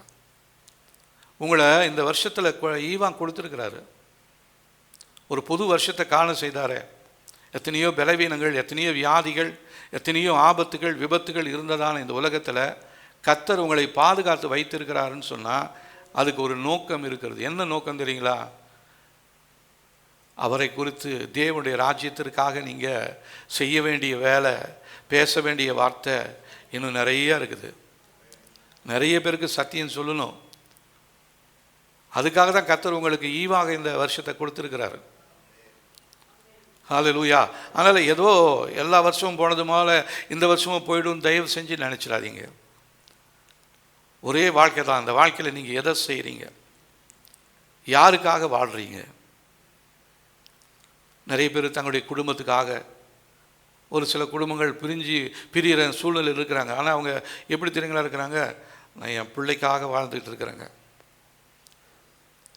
நான் விட்டுட்டு போயிட்டேன்னா இந்த பிள்ளை என்ன பண்ணும்? அதனால் ஒரு அம்மா கடந்த நாட்களில் ஒரு அம்மா 60-70 வயசில் அந்த அம்மா தன்னுடைய கணவன் இடத்துல கணவனுக்கு விரோதமாக கேஸ் போட்டு டைவர்ஸ் கேட்குறாங்க. 70 வருஷம் ஆன அந்த அம்மா புருஷன்கிட்ட டைவர்ஸ் கேட்குறாங்க. ஏன்னா நான் இவ்வளோ நாள் பட்டதான சித்திரவதை கொஞ்சம் நஞ்சல்ல. என் பிள்ளைங்களுக்கு கல்யாணம் ஆகட்டும்னு பார்த்தேன், 2 பிள்ளைங்களுக்கு கல்யாணம் ஆயிடுச்சு. இனிமேல் எனக்கு எதுவும் தேவையில்லை, இந்த மனுஷனும் தேவையில்லை. அதனால் எனக்கு இவர்கிட்டருந்து ஒரு விவாகரத்தை வாங்கி கொடுங்கன்னு சொல்லி கோர்ட்டில் கேஸ் போட்டிருக்கிறாங்க. அந்த மாதிரி சூழ்நிலையில் எத்தனை பேர் இருக்கிறோம்? இந்த புருஷனை கொடுத்ததுக்காக நன்றி, இந்த மனைவியை கொடுத்ததுக்காக நன்றின்னு எத்தனை பேர் சொல்கிறோம்? உண்மையாக மனத்தின் ஆழத்திலிருந்து உங்களுடைய கொடுத்த புருஷனுக்காக நீங்கள் நன்றி சொல்லுங்கள், கொடுத்த மனைவிக்காக நன்றி சொல்லுங்கள், கொடுத்த பிள்ளைகளுக்காக நன்றி சொல்லுங்கள். பிள்ளைகள் கீழ்ப்படியாத பிள்ளைகளாக இருக்கிறாங்க. 5 வயசு பையன் அது கீழ்ப்படியலன்னு சொல்லி வந்து ஜெபம் பண்ணா, அப்போ அந்த பையன் 50 வயசில் என்ன பண்ணுவான்? 5 வயசுலேயே கீழ்ப்படியாதவன் 50 வயசில் என்ன பண்ணுவான்? 5ல் வளையாதது 50லையும் வளையாது. அப்போ பிள்ளைகளை நடக்க வேண்டிய விதத்தில் வழியில் நடத்தக்கூடிய ஒரு பெரிய பொறுப்பை பெற்றோர்களுக்கு கர்த்தர் கொடுத்திருக்கிறார். இங்கே இருக்கிற நிறைய பேர் எல்லாம் பெற்றோர்களாக தான் இருக்கிறோம். கொஞ்சம் வாலிப பிள்ளைகள் இருந்தாலும் அந்த பிள்ளைங்களும் தங்களுடைய எதிர்கால வாழ்க்கைக்காக அந்த பிள்ளைங்க அதிகமாக ஜெபம் பண்ணணும். உங்களுக்கு கொடுக்கறதான அந்த துணை கர்த்தருக்கு பிரியமான ஒரு துணையாக இருக்க வேண்டும். கண்களுக்கு பிரியமானதாக இருக்கக்கூடாது. பார்வைக்கு அழகுள்ள ஒரு மாப்பிள்ளையோ பெண்ணையோ பார்த்தா அதுக்கப்புறம் வேறு யாரையும் உங்களோட அழகாக ஒரு மாப்பிள்ளையோ பெண்ணோ வந்தால் அந்த பொண்ணு அந்த பக்கம், அந்த மாப்பிள்ளை அந்த பக்கம் போயிடுவார். ஏதோ கட்டிவிட்டோமே அப்படின்ற கொடுமைக்கு நிறைய பேர் இருக்கிறாங்க. அப்படித்தான் இருக்கிறாங்க. ஏதோ வேண்டாத ஒரு வாழ்க்கையை வாழ்ந்துக்கிட்டு இருக்கிறோம். கர்த்தர் அதற்காக நமக்கு இந்த குடும்பத்தை கொடுக்கவில்லை, சபையை கொடுக்கவில்லை. சபையில் சத்தியத்தை சொல்கிறோம், சத்தியத்தை கேட்டு அதன்படி நடக்க வேண்டியது உங்களுடைய கரத்தில் இருக்கிறது. உங்களை சகல சத்தியத்திற்குள்ளாக வழிநடத்தும்படியாக பரிசுத்த ஆவியானவரை தேவன் கொடுத்திருக்கிறார். அடுத்ததாக இந்த பரிசுத்த ஆவியானவர் முதலாவது உங்களுக்கு அருகில் இருக்கிறார், உங்களுக்குள்ளே வசிக்கிறார். உங்களுடைய இருதயத்தையும் சிந்தையும் கிறிஸ்துவுக்கு நேராக நடத்துகிறவராக இருக்கிறார். இந்த ஆவியானவர் இயேசு கிறிஸ்து செய்த அதே கிரியைகளை நம் மூலமாக இந்த உலகத்திலே செய்ய போதுமானவராக இருக்கிறார். மூன்றாவதாக இந்த பரிசுத்த ஆவியானவர் நம்மை ஆறுதல் படுத்துகிறவராய், நம்மை உணர்த்துகிறவராய், வழி நடத்துகிறவராய் இருக்கிறார். இந்த பரிசுத்த ஆவியினுடைய உணர்வு எப்பயாவது உங்களுக்கு தெரிஞ்சிருக்குதா? உங்களை உணர்த்தி இருக்கிறாரா? உங்களை நடத்தி இருக்கிறாரா? நீங்கள் போன வழி சரியில்லைன்னு சொல்லியிருக்கிறாரா? நீங்கள் பேசுகிற வார்த்தை சரியில்லைன்னு உங்களுக்கு உணர்த்தி இருக்கிறாரா? அந்த உணர்த்துகிறதான நேரத்தில் நம்ம என்ன பண்ணணும்? அந்த ஆவியானவருக்கு கீழ்ப்படியணும். ஆமாம் ஆண்டவரே, நான் இப்படி கோபமாக பேசிட்டேன், மனைவிக்கிட்ட நான் என் புருஷன்கிட்ட அப்படி பேசிட்டேன், என் பெற்றோர்கிட்ட பேசிட்டேன், என் பிள்ளைகிட்ட பேசிட்டேன், என்னை உணர்த்துனதுக்காக நன்றி அப்படின்னு சொல்லிட்டு அப்படியே அமைதலாக இருக்காமல் முதலாவது நம்ம யார்கிட்ட கோபப்பட்டோமோ அவங்கக்கிட்ட போய் வயது வித்தியாசம் இல்லாமல் போய் நம்ம அவங்கக்கிட்ட ஒப்புரவாக வேண்டியது மிகவும் முக்கியம். இந்த நாட்களில் ஒரு காரியத்தை ஆண்டவர் உணர்த்தி கொண்டே இருக்கிறாரு. நிறைய பேர் குடும்பத்துக்குள்ள ரகசியத்தை மறைச்சி வச்சிருக்கிறீங்க. குடும்ப ரகசியம் இல்லை, உங்களுக்குள்ள இருக்கிறதான ரகசியமான காரியங்களை நீங்கள் மறைத்து வைத்து கொண்டே இருக்கிறீங்க. நிறைய பேர் அப்படி இருக்கிறோம். இங்கே இருக்கிறதுல நிறைய பேர் அப்படி இருக்கிறீங்க. உங்களுக்கு புருஷனுக்கு தெரியாமல் மனைவி, மனைவிக்கு தெரியாமல் புருஷன், பெற்றோருக்கு தெரியாமல் பிள்ளைங்க, பிள்ளைங்களுக்கு தெரியாமல் பெற்றோர், இப்படி நிறைய மறைத்து மறைத்து மறைத்து மறைத்து வைத்திருக்கிறதுனால தான் உங்களுடைய பாவங்களும் உங்களுக்குள்ள இருக்கிற அந்த தண்டனைகளும் இன்னும் சேர்ந்து கொண்டே இருக்கிறது. இந்த தண்டனை ரெட்டிப்பாக நம்ம கரத்தில் கர்த்தர் கொடுத்தாருன்னா நம்மளால் நிற்க முடியாதுங்க. உங்களை பயப்படுத்துறதுக்காக நான் பேசலை, நம்மை உணர்த்துவதற்காக ஆவியானவர் இந்த நேரத்தில் இந்த காரியங்களை சொல்லுகிறார். அது நம்முடைய இந்திய தேசத்தில் பொதுவாக வெளிநாடுகள்லாம் பார்த்திங்கன்னா அவங்க தேவ சமூகத்துக்கு வரும்பொழுது அவங்க என்ன பாவம் செஞ்சாங்களோ அந்த பாவத்தை ஓப்பனாக அவங்க அறிக்கை செய்வாங்க. ஆனால் இந்திய தேசத்தில், தமிழ்நாட்டில், சேலத்தில், சேனைக்கவனூர் பகுதியில், சிமிர்ன ஆலயத்தில் நிறைய பேர் மறைச்சி வச்சுருக்கிறோம். இதை மறைச்சி வச்சிருக்கிறது தான் உங்களுடைய வாழ்க்கையில் ஒரு பெரிய பாரமாக இருக்கிறது. இது ஒரு பெரிய பாவமாக இருக்கிறது. உங்களை மேற்கொண்டு முன்னேற விட முடியாதபடிக்கு அதை தடை பண்ணி கொண்டே இருக்கிறது. இதை கடந்த நாட்களில் ஆண்டவர் என்னோட பேசினார். இதை நீ சொல் அப்படின்னார். அதனால தான் நான் உங்களுக்கு சொல்கிறேன். உங்களுடைய வாழ்க்கையில் மறைத்து வைத்திருக்கக்கூடிய காரியங்கள். எசாயா 58ஆம் அதிகாரத்தில் அங்கே உபவாசத்தை குறித்து ஆண்டவர் சொல்லும் பொழுது,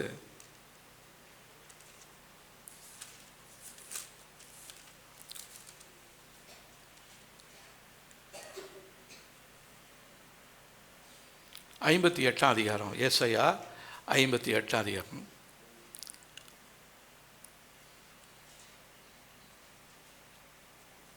4ஆம் வசனத்திலிருந்து 7ஆம் வசனம் வரலும் நம்ம வாசிக்கலாம் பாருங்க. நம்ம உபவாச ஜெபத்தெல்லாம் பண்ணிக்கிட்டே இருக்கிறோம்.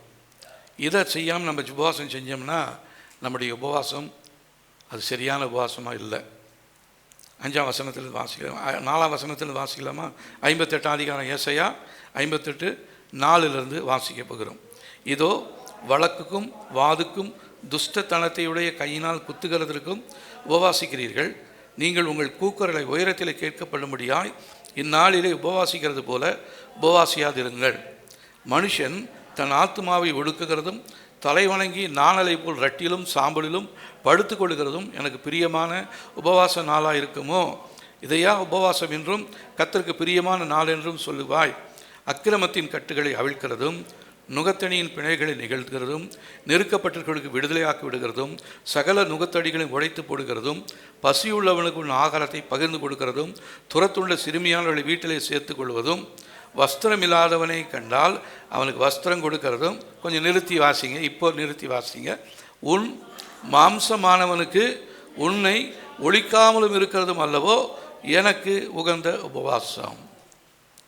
ஏழைகளுக்கு கொடுக்கலாம், இல்லாதவங்களுக்கு விசாரிக்கலாம், மற்றவங்களுக்கு போய் ஆறுதல் சொல்லலாம். ஆனால் வீட்டுக்கு வரும்பொழுது மாம்சமானவனுக்கு ஒழிக்காமலும்,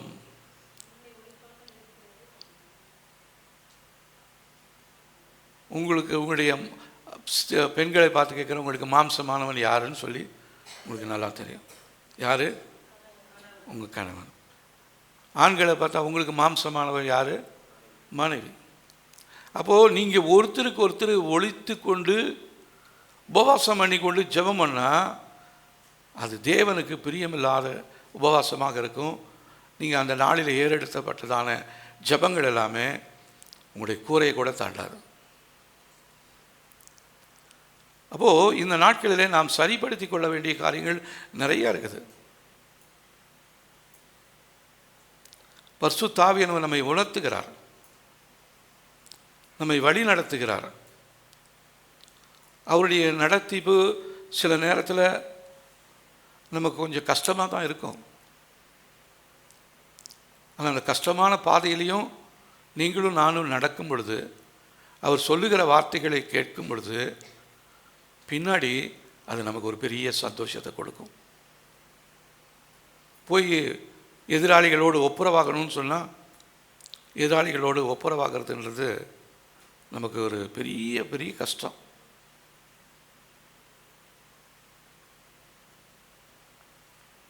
இந்த நாளில் உங்களுடைய எதிராளி யாராக இருக்கிறாங்க?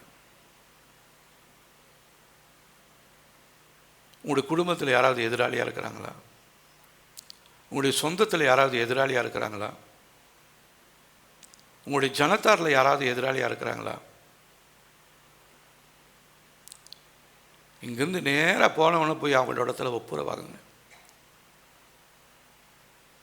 அப்படியே மறைச்சி வச்சுக்கிட்டே இருந்தோம்னா அது நம்முடைய வாழ்க்கையில் தான் பெரிய ஒரு கேன்சர் மாதிரி ஆகிடும். கேன்சர் அது கொஞ்சம் கொஞ்சம் கொஞ்சமாக என்ன ஆகும், அப்படியே வளர்ந்து புத்து மாதிரி வளர்ந்து போயிட்டே இருக்கும். ஆகவே நம்முடைய வாழ்க்கையை நாம் சரி செய்து கொள்ளும்படியாக இந்த நாளில் கர்த்தருடைய கரத்தில் நம்மை ஒப்பு கொடுக்க வேண்டியது மிகவும் அவசியமான ஒன்றாக இருக்கிறது. இது என்னத்தை நமக்கு சொல்லிக் கொடுக்கிறது அப்படின்னா, கிறிஸ்து நம்மை விட்டு தூரமாக இல்லை, அவர் நமக்கு அருகிலே நமக்குள்ளாக இருக்கிறார். இயேசுவை தேடி நீங்கள் எங்கேயும் போக வேண்டிய அவசியம் இல்லை. உங்களுக்குள்ளாரியே உங்கள் பக்கத்திலேயே அவர் இருக்கிறார். ஆனால் நிறைய பேர் இன்றைக்கி கடவுளை தேடி மலை மலையாக ஓடுறாங்க, ஆறு ஆறாக ஓடுறாங்க, எங்கெங்கெல்லாம் போகிறாங்க. ஆனால் அவங்களுடைய பாவத்திற்கும் அவங்களுடைய சாபத்துக்கும் விமோச்சனமே இல்லை. ஆனால் நம்முடைய பாவங்களை சுமந்தவர், நம்முடைய அக்கிரமங்களை நீக்கிறவர் நம்முடைய அருகிலேயே இருக்கிறார், நமக்குள்ளாகவே இருக்கிறார். இப்பயும் நமக்கு உணர்த்திக்கிட்டே இருக்கிறாரு, இந்த காரியத்தை நீ செய், இதை போய் நீ பண்ணு அப்படின்னு உணர்த்துறாரு. ஆனால் உணர்த்தியுமே உணராத இருதயம் உள்ளவர்களாய் நீங்களும் நானும் இருக்கிறோம். உணர்வில்லாத இருதயங்கள் இருளடைந்து போகிறதாக இருக்கிறது. உணர்வுள்ள இருதயத்தை கர்த்தர் விரும்புகிறார். அதில் தான் அவர் வாசம் பண்ணணும்னு சொல்லி அவர் விரும்புகிறார். உணர்வில்லாத இருதயத்தில் அவரால் இருக்க முடியாது. எவ்வளோ நாளைக்கு உங்களுக்கு உணர்வை கொடுத்துக்கிட்டே இருப்பார். நீங்களும் அதை அப்படியே போட்டு அப்படியே தட்டிக்கிட்டே இருக்கிறீங்க. இன்றைக்கி வேணாண்டவரை அடுத்த மாதத்தில் செஞ்சிடறேன், அடுத்த வாரத்தில் செஞ்சிடறேன், அடுத்த வருஷத்தில் செஞ்சிடறேன். போகிற வழியில் ஏதாவது ஒன்று ஆகி போயிடுச்சுன்னா நீங்கள் அடுத்த வாரம் எப்படி போய் அவரோட பார்த்து பேசுவீங்க? உங்களுக்கு ஒன்று அவளை நல்லா இருக்கிறீங்க, நீங்கள் போய் ஒருத்தரோட ஒப்புரவாகணும்னு சொல்லி நினச்சி போகிறீங்கல்ல, அந்த ஆளுக்கு ஏதாவது ஒன்று ஆகி போயிடுதுன்னு வச்சுங்க. நீங்கள் இப்போ யாருக்கிட்ட போய் பார்ப்பீங்க? யார்கிட்ட போய் பேசுவீங்க? அதனால தான் அவங்க என்ன பண்ணிடுறாங்க, ஃபோட்டோவை எடுத்து பெருசாக ஃப்ரேம் பண்ணி அந்த குறிப்பிட்ட நாள் வரலும் அவங்க வீட்டு வாசப்படியில் ஒரு சேரில் வச்சு அது கொஞ்சம் தண்ணியும் அது கொஞ்சம் இது அந்த ஊதுபத்தியெல்லாம் கொளுத்தி வைக்கிறாங்க. ஏதோ நம்ம புருஷங்கிட்ட சண்டை போட்டு மனம் திரும்பாதவங்க, மன்னிப்பு கேட்காதவங்க வந்து ஏதோ வாசலில் வந்து அப்படியே கேட்டுக்கிட்டு போட்டோன்னா அப்படி தான் அவங்க பண்ணிகிட்டு இருக்கிறாங்க. ஆனால் உங்களுக்கு எனக்கு அப்படி இல்லை. நம்ம மரித்தவர்கள் அல்ல, ஜீவன் உள்ள தேவனை ஆராதித்து கொண்டிருக்கிறோம். யாரு மேலேயும் கசப்பு இருக்கக்கூடாதுங்க. தயவு செஞ்சு எந்த காரியத்தையும் மறைத்து வைத்து கொண்டு இருக்காதீங்க. உங்களுடைய இருதயத்தின் ஆழத்தில் இருக்குது, அதை நீங்கள் மேற்கொண்டு இன்னும் மூடி மூடி மூடி மறைத்து கொண்டே இருக்கிறீங்க. அது உங்களுடைய வாழ்க்கையவே ஒரு நாளைக்கு சின்னாபின்னப்படுத்திடும். உங்களுடைய குடும்பத்தை இப்பொழுது இருக்கிறத விட இன்னும் பெருசாக பிளவு ஏற்பட்டுரும். நீங்கள் அதுக்கப்புறம் நினைச்சாலும் அதை சரி பண்ணவே முடியாது. ஒரு செவரில் ஒரு கீரல் விழுந்துருக்குதுன்னா அதை உடனே கொத்தி அதை பூசி அதை இது பண்ணலாம். அதை அப்படியே பார்த்துக்கிட்டே இருந்து 1 இன்ச்சு 2 இன்ச்சு 1 அடி 2 அடி 10 அடிக்கு நீண்டு இப்போ வீரல் விட்டுறதுன்னு வச்சுங்க. அதுக்கப்புறம் நீங்கள் அஸ்திபாரத்துலேருந்தே மறுபடியும் அதை கட்டி அந்த சுவரையே இடிச்சுவிட்டு வேறு சுவரை கட்டினாதான். அது முடியாத காரியம். செலவு அதிகமாக இருக்கும், நேரம் அதிகமாக இருக்கும். அப்படியே போட்டு ஒட்டு போட்டாலும் அந்த சுவர் ஸ்ட்ராங்காக இருக்காது. அப்போ இந்த நாட்களிலே நாம் சரி பண்ண வேண்டியதான காரியங்கள் நிறைய இருக்குது. அவர் நமக்குள் செயலாற்றுகிறார். ஒவ்வொரு விசுவாசிகளுக்குள்ளாகவும் தனிப்பட்ட விதத்திலே அவர் செயல்படுகிறார், பேசி கொண்டிருக்கிறார். நாம் அவருக்கு இடம் கொடுக்கும் பொழுது அவர் நம்மோடு இணைந்து நடக்கிறார். இந்த உலகத்தில் எத்தனை விதமான முறைகள் இருந்தாலும் இந்த ஆவியானவர் நம்மை திரியேக தேவனோடு ஒன்றாக இணைக்கிறார். இல்லைன்னா அந்த தேவனோட நம்மளால் இணைய முடியாது. கிறிஸ்தவர்கள் என்பது ஏதோ ஒரு அடையாளம் அல்ல, சபைக்கு செல்வது மாத்திரமல்ல, பாட்டுகளை பாடுவது ஆராதிப்பது மாத்திரமல்ல, அதாவது வெளிப்படையான அடையாளம் மட்டுமல்ல, உள்ளான அடையாளத்தை கர்த்தர் இந்த நாளிலே நம்மிடத்தில் எதிர்பார்க்கிறார். நிறைய பேர் கிறிஸ்தவங்கன்றத ஒரு லேபிளாக வச்சுக்கிட்டாங்க. இப்போ நேற்று கூட ஒரு எண்ணெய் ஒருத்தர் கொண்டாந்தார்.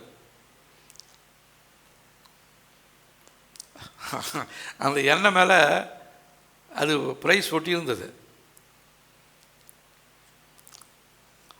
ஆனால் பார்த்தா அவர் போன பின்னாடி பார்த்தா அந்த லேபிளை கிழிச்சிட்டு வேற ஒரு லேபிள் ஒட்டியிருக்கிறாங்க.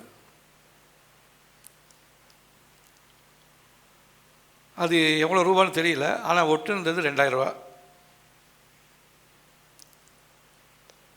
இப்போ பேபி பார்த்து சொன்னால் நம்மளை ஏமாற்றிட்டாங்களோ அப்படின்னா, ஏமாத்துறதுக்கு இந்த நாட்டில் லேபிள் இருக்குது. கிறிஸ்தவங்கன்ற லேபிளை ஒட்டிடணும். அந்த லேபிள் எவ்வளோ நாளைக்கு நம்மளை ஏமாற்றும்? நம்ம ஏமாற்ற முடியும். அந்த லேபிள்னால எத்தனை நாளைக்கு எனக்கு நீங்கள் மற்றவங்களை ஏமாற்ற முடியும்? ஒரு நாளைக்கு அது வெளியே தெரியும், பிரச்சனை பெருசாக வரும். சிலவங்களுக்கு கட்டி இருக்கும், அந்த கட்டியை மறைக்கிறதுக்கு இது வரல இருக்குதுன்னா ஃபுல் ஹேண்ட் ஷர்ட் போட்டுக்குவாங்க.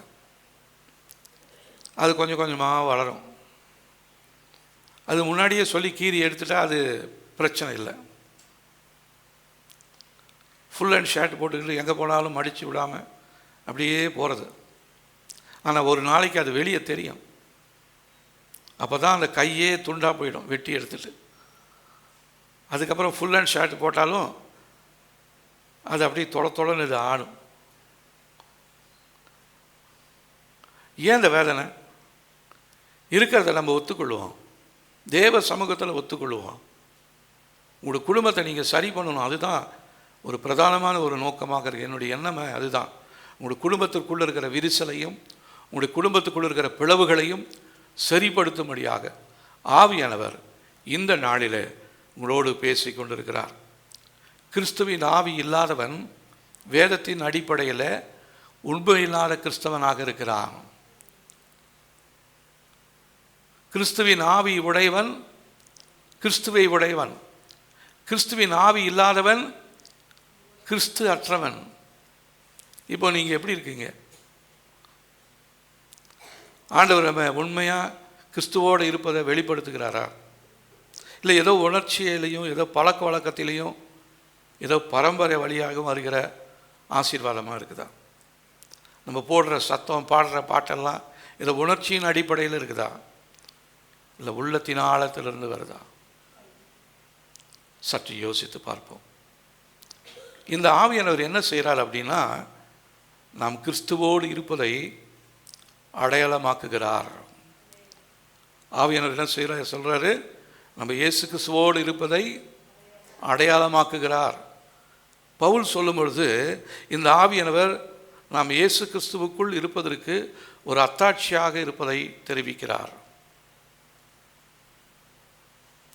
ஆவியானவர் நமக்கு ஒரு அத்தாட்சியை கொடுக்கிறார். அடுத்ததா இந்த ஆவியானவர் நம்மை மறுரூபமாக்குகிறார்.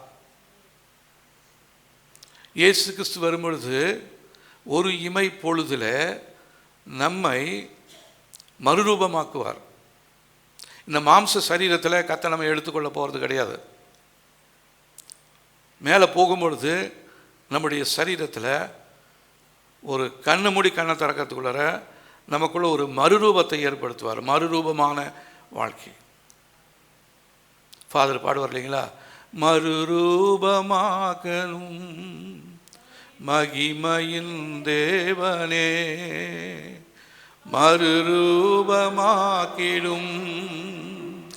மகிமையின் தேகமே, உப்பாக மாறணும் முகங்கள் மாறணும். ஸ்தோத்திரம். பாட்டு தெரியல. இரவெல்லாம் பகலெல்லாம் இதயம் உமக்காக துடிக்குதையா, நினைவெல்லாம் பேச்செல்லாம் நேசரே உம்மை பற்றி தானே ஐயா. இரவெல்லாம் பகலெல்லாம் நம்முடைய இதயம் துடிக்குதா? அவரை குறித்து தான் பேசி கொண்டு இருக்கிறோமா? இங்கே வந்தால் ஒருத்தரோட பேசுகிறோம், வெளியே போனால் அவிசுவாசிகளோட பேச வேண்டியதாக இருக்குது. அப்போ அவிசுவாசிகளோட பேசினாலும் நம்முடைய வார்த்தை எவ்விதமான வார்த்தையாக இருக்கிறது. அந்த வேத வார்த்தை சொல்லுது, அவிசுவாசிகளோடு என்ன பண்ணக்கூடாதா? கலந்து கொள்ளாதீங்க அப்படின்றார். ஏன்னா அங்கே போனால் நம்முடைய வார்த்தை அவங்களுடைய வார்த்தையாக போயிடும், அசுத்தமான வார்த்தைகளாக போயிடும், அவிசுவாசமான வார்த்தைகளாக மாறிடும். அதனால் தேவ சமூகத்தில் நம்மை ஒப்பு கொடுக்க போகிறோம். இந்த ஆவியானவர் நம்மை மறுரூபமாக்க போகிறார். இந்த ஆவி இல்லாதவனுக்கு ஜீவன் கிடையாது. பவுல் கூறும் இடத்துல நம்முடைய மாம்சம் நம்மை மரணத்துக்கு நேராக நடத்துகிறது. ஆவியானவரோ நமது சரீரத்துக்கு உண்மையான ஜீவனை கொடுக்கிறார். இந்த ஆவியானவரை குறித்து ஒரு நல்ல செய்தி, இவரை தேவன் நமக்கு கொடுத்திருக்கிறார். இவரை நாம் யாரும் விலை கொடுத்து வாங்க முடியாது. காசை கொடுத்து ஆவியானவரை பெற்றுலான்னு நினைக்கக்கூடாது. அப்படி நினச்சிதான ஒருத்தன் சாபத்தை வாங்கிக்கிட்டான் இல்லைங்களா? ஆமாம், அப்போஸ் நடவடிக்கைகளை படிச்சுக்கிட்டு இருப்பீங்க, அது உங்களுக்கு தெரியும். பவுல் விரட்டுகிறதான அந்த இயேசுவின் நாமத்தினாலே அப்படின்னு பேயை ஒருத்தர் விரட்டுவார். பேய் சொல்லும், இயேசுவையும் தெரியும் பவுலையும் தெரியும், நீ யார் அப்படின்னு சொல்லி அவன் மேலே விழுந்து பீறி போட்டுரும். அவன் ஓடும்பொழுது எப்படி ஓடுவான்? நிர்வாணமாக ஓடிடுவான். ஆனால் நாம் சரி செய்து கொள்ள வேண்டும். இவரை விலைக்கு வாங்க முடியாது. இந்த ஆவியானவர் நமக்குள் இருக்கிறார்னா அதுக்கு என்ன அத்தாட்சி? யோவான் எழுதின சுவிசேஷம் 16ஆம் அதிகாரம் 8ஆம் வசனம் பாருங்க. இந்த ஆவியானவர் நமக்குள் இருப்பதற்கு ஒரு அத்தாட்சி. யோவான் எழுதின சுவிசேஷம் 16ஆம் அதிகாரம் 8ஆம் வசனம், அவர் வந்து பாவத்தை குறித்தும் நீதியை குறித்தும் நியாய தீர்ப்பை குறித்தும் உலகத்தை கண்டித்து உணர்த்துவார். இப்போ இந்த பரிசுத்த ஆவியானவர் உங்களுக்குள்ளே இருக்கிறாருன்னா அதை கண்டுபிடிச்சிடலாம். நீங்கள் பாவம் செய்யும் பொழுது, குற்றம் செய்யும் பொழுது, தவறு செய்யும் பொழுது அவர் உங்களை கண்டித்து உணர்த்துவார். அந்த கண்டித்து அந்த உணர்த்துதலையும் கீழ்ப்படியாமல் போனீங்கன்னா அதுக்கப்புறம் அது உங்களுக்கும் உங்களுடைய வாழ்க்கைக்கும் உரியது.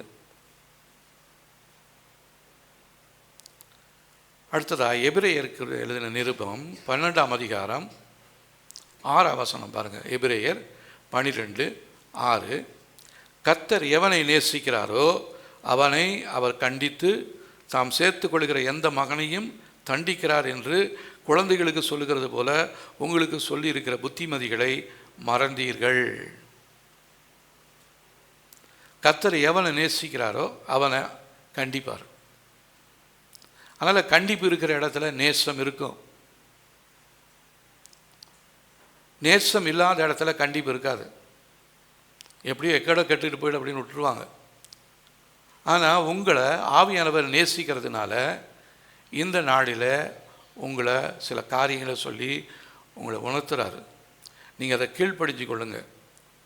வெளிப்படுத்தின விசேஷம் 3ஆம் அதிகாரம் 19ஆம் வசனத்தில், நான் நேசிக்கிற பிள்ளையவர்களோ அவளை கடிந்து கொண்டு சிட்சிக்கிறேன், எனவே நீ எச்சரிக்கையாக இருந்து மனம் திரும்பு அப்படின்னு சொல்லி ஒரு சபைக்கு சொல்கிறார்.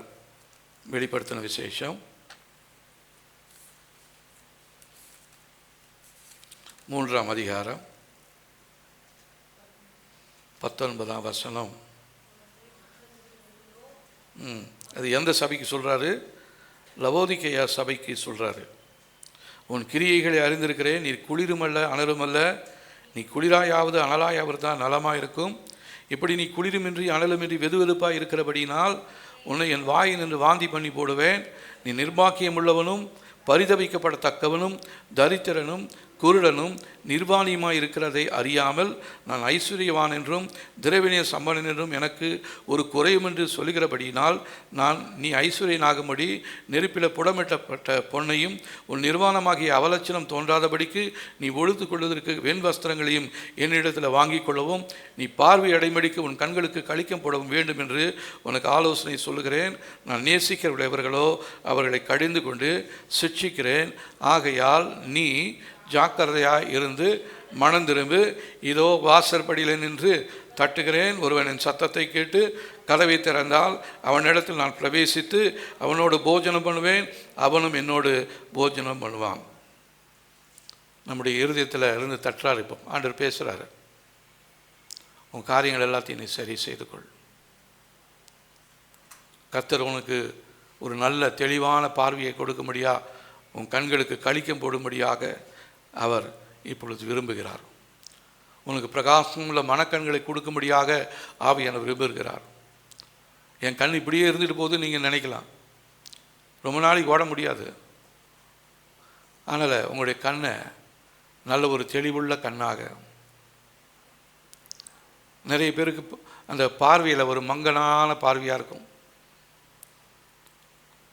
அதை இப்பயே சரி செஞ்சுட்டா எதையும் உங்களால் பகுத்தறிய முடியல, டிசைன் பண்ண முடியவே இல்லை.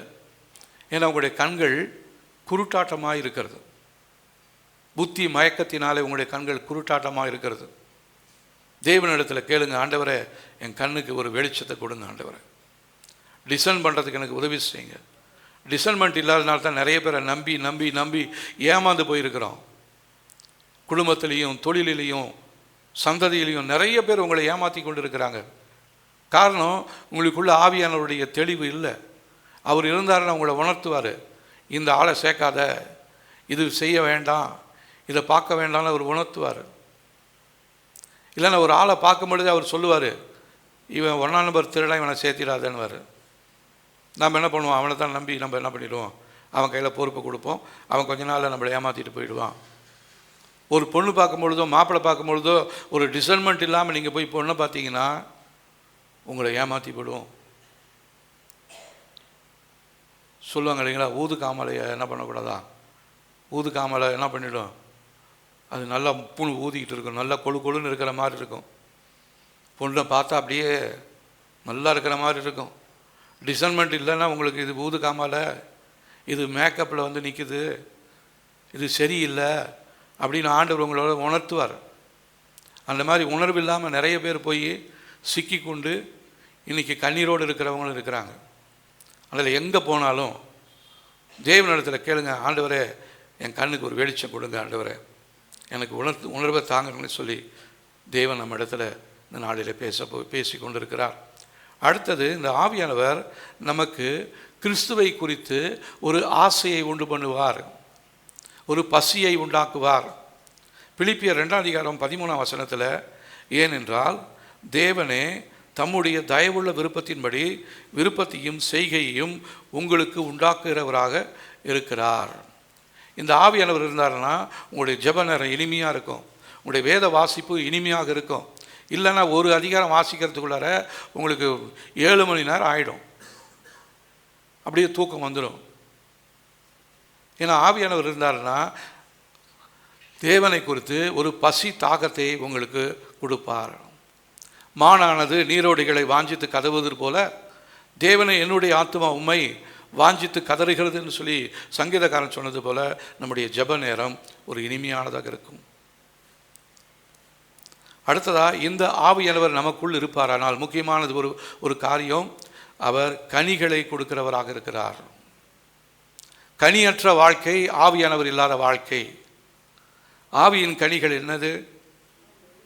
அன்பு, சந்தோஷம், சமாதானம், நீடிய பொறுமை, தயவு, நற்குணம், விசுவாசம், சாந்தம், இச்சையடக்கம், இப்படிப்பட்டவர்களுக்கு எதிரான பிரமாணம் ஒன்றும் இல்லை. அப்போது இங்கே அந்த முதலாவது கனி பாருங்க, அன்பு. இந்த முதல் கனியே இல்லைன்னா நமக்குள்ள பரிசுத்தாவினர் இல்லைன்னு சொல்லி அர்த்தம். உங்களுக்குள்ள அன்பு இருக்குதா, சந்தோஷம் இருக்குதா, சமாதானம் இருக்குதா, நீடிய பொறுமை இருக்குதா, தயவு இருக்குதா, நற்குணம் இருக்குதா, விசுவாசம் இருக்குதா, சாந்தம் இருக்குதா, இச்சையடக்கம் இருக்குதா, இப்படிப்பட்டவைகளுக்கு எதிரான பிரமாணம் ஒன்றும் இல்லை. இந்த ஆவியானவர் நமக்குள் இருப்பாரானால் இந்த கனிகள் எல்லாம் அவர் நமக்கு கொடுப்பார். கலாத்தியர் 5:22 23 வாசிக்கும் பொழுது இந்த ஆவியின் கனிகளை குறித்து தேவனுடைய வசனம் நமக்கு சொல்லுகிறது. அப்போது நமக்குள்ள அன்பு இல்லைன்னா, சந்தோஷம் இல்லைன்னா, சமாதானம் இல்லைன்னா, நீடிய பொறுமை இல்லைன்னா நமக்குள்ள ஆவியானவர் இல்லை என்று சொல்லி அர்த்தம். வறண்டு போனதான வாழ்க்கையாக இருக்குது. ஒரு காலத்தில் பரிசுத்த ஆவியானவரால் நிறைஞ்சிருந்தோம். வெறுமையாக்குகிறவர் வந்து நம்ம இடத்துல இருந்ததான பரிசுத்த ஆவியானவரை உறிஞ்சிட்டு போயிட்டான். இல்லைன்னா பெற்றுக்கொண்டதான அபிஷேகம் நம்மளை விட்டு விலகி போயிடுச்சு. நம்முடைய பாத்திரத்தில் ஒரு ஓட்டை வந்துருச்சு. அதனால் ஆவியை பெற்றுக்கொண்டிருந்தோம், ஆனால் இப்போ ஆவி நமக்குள்ளே இல்லை. ஓட்டை வழியாக எல்லாம் லீக் ஆகிட்டே இருக்குது.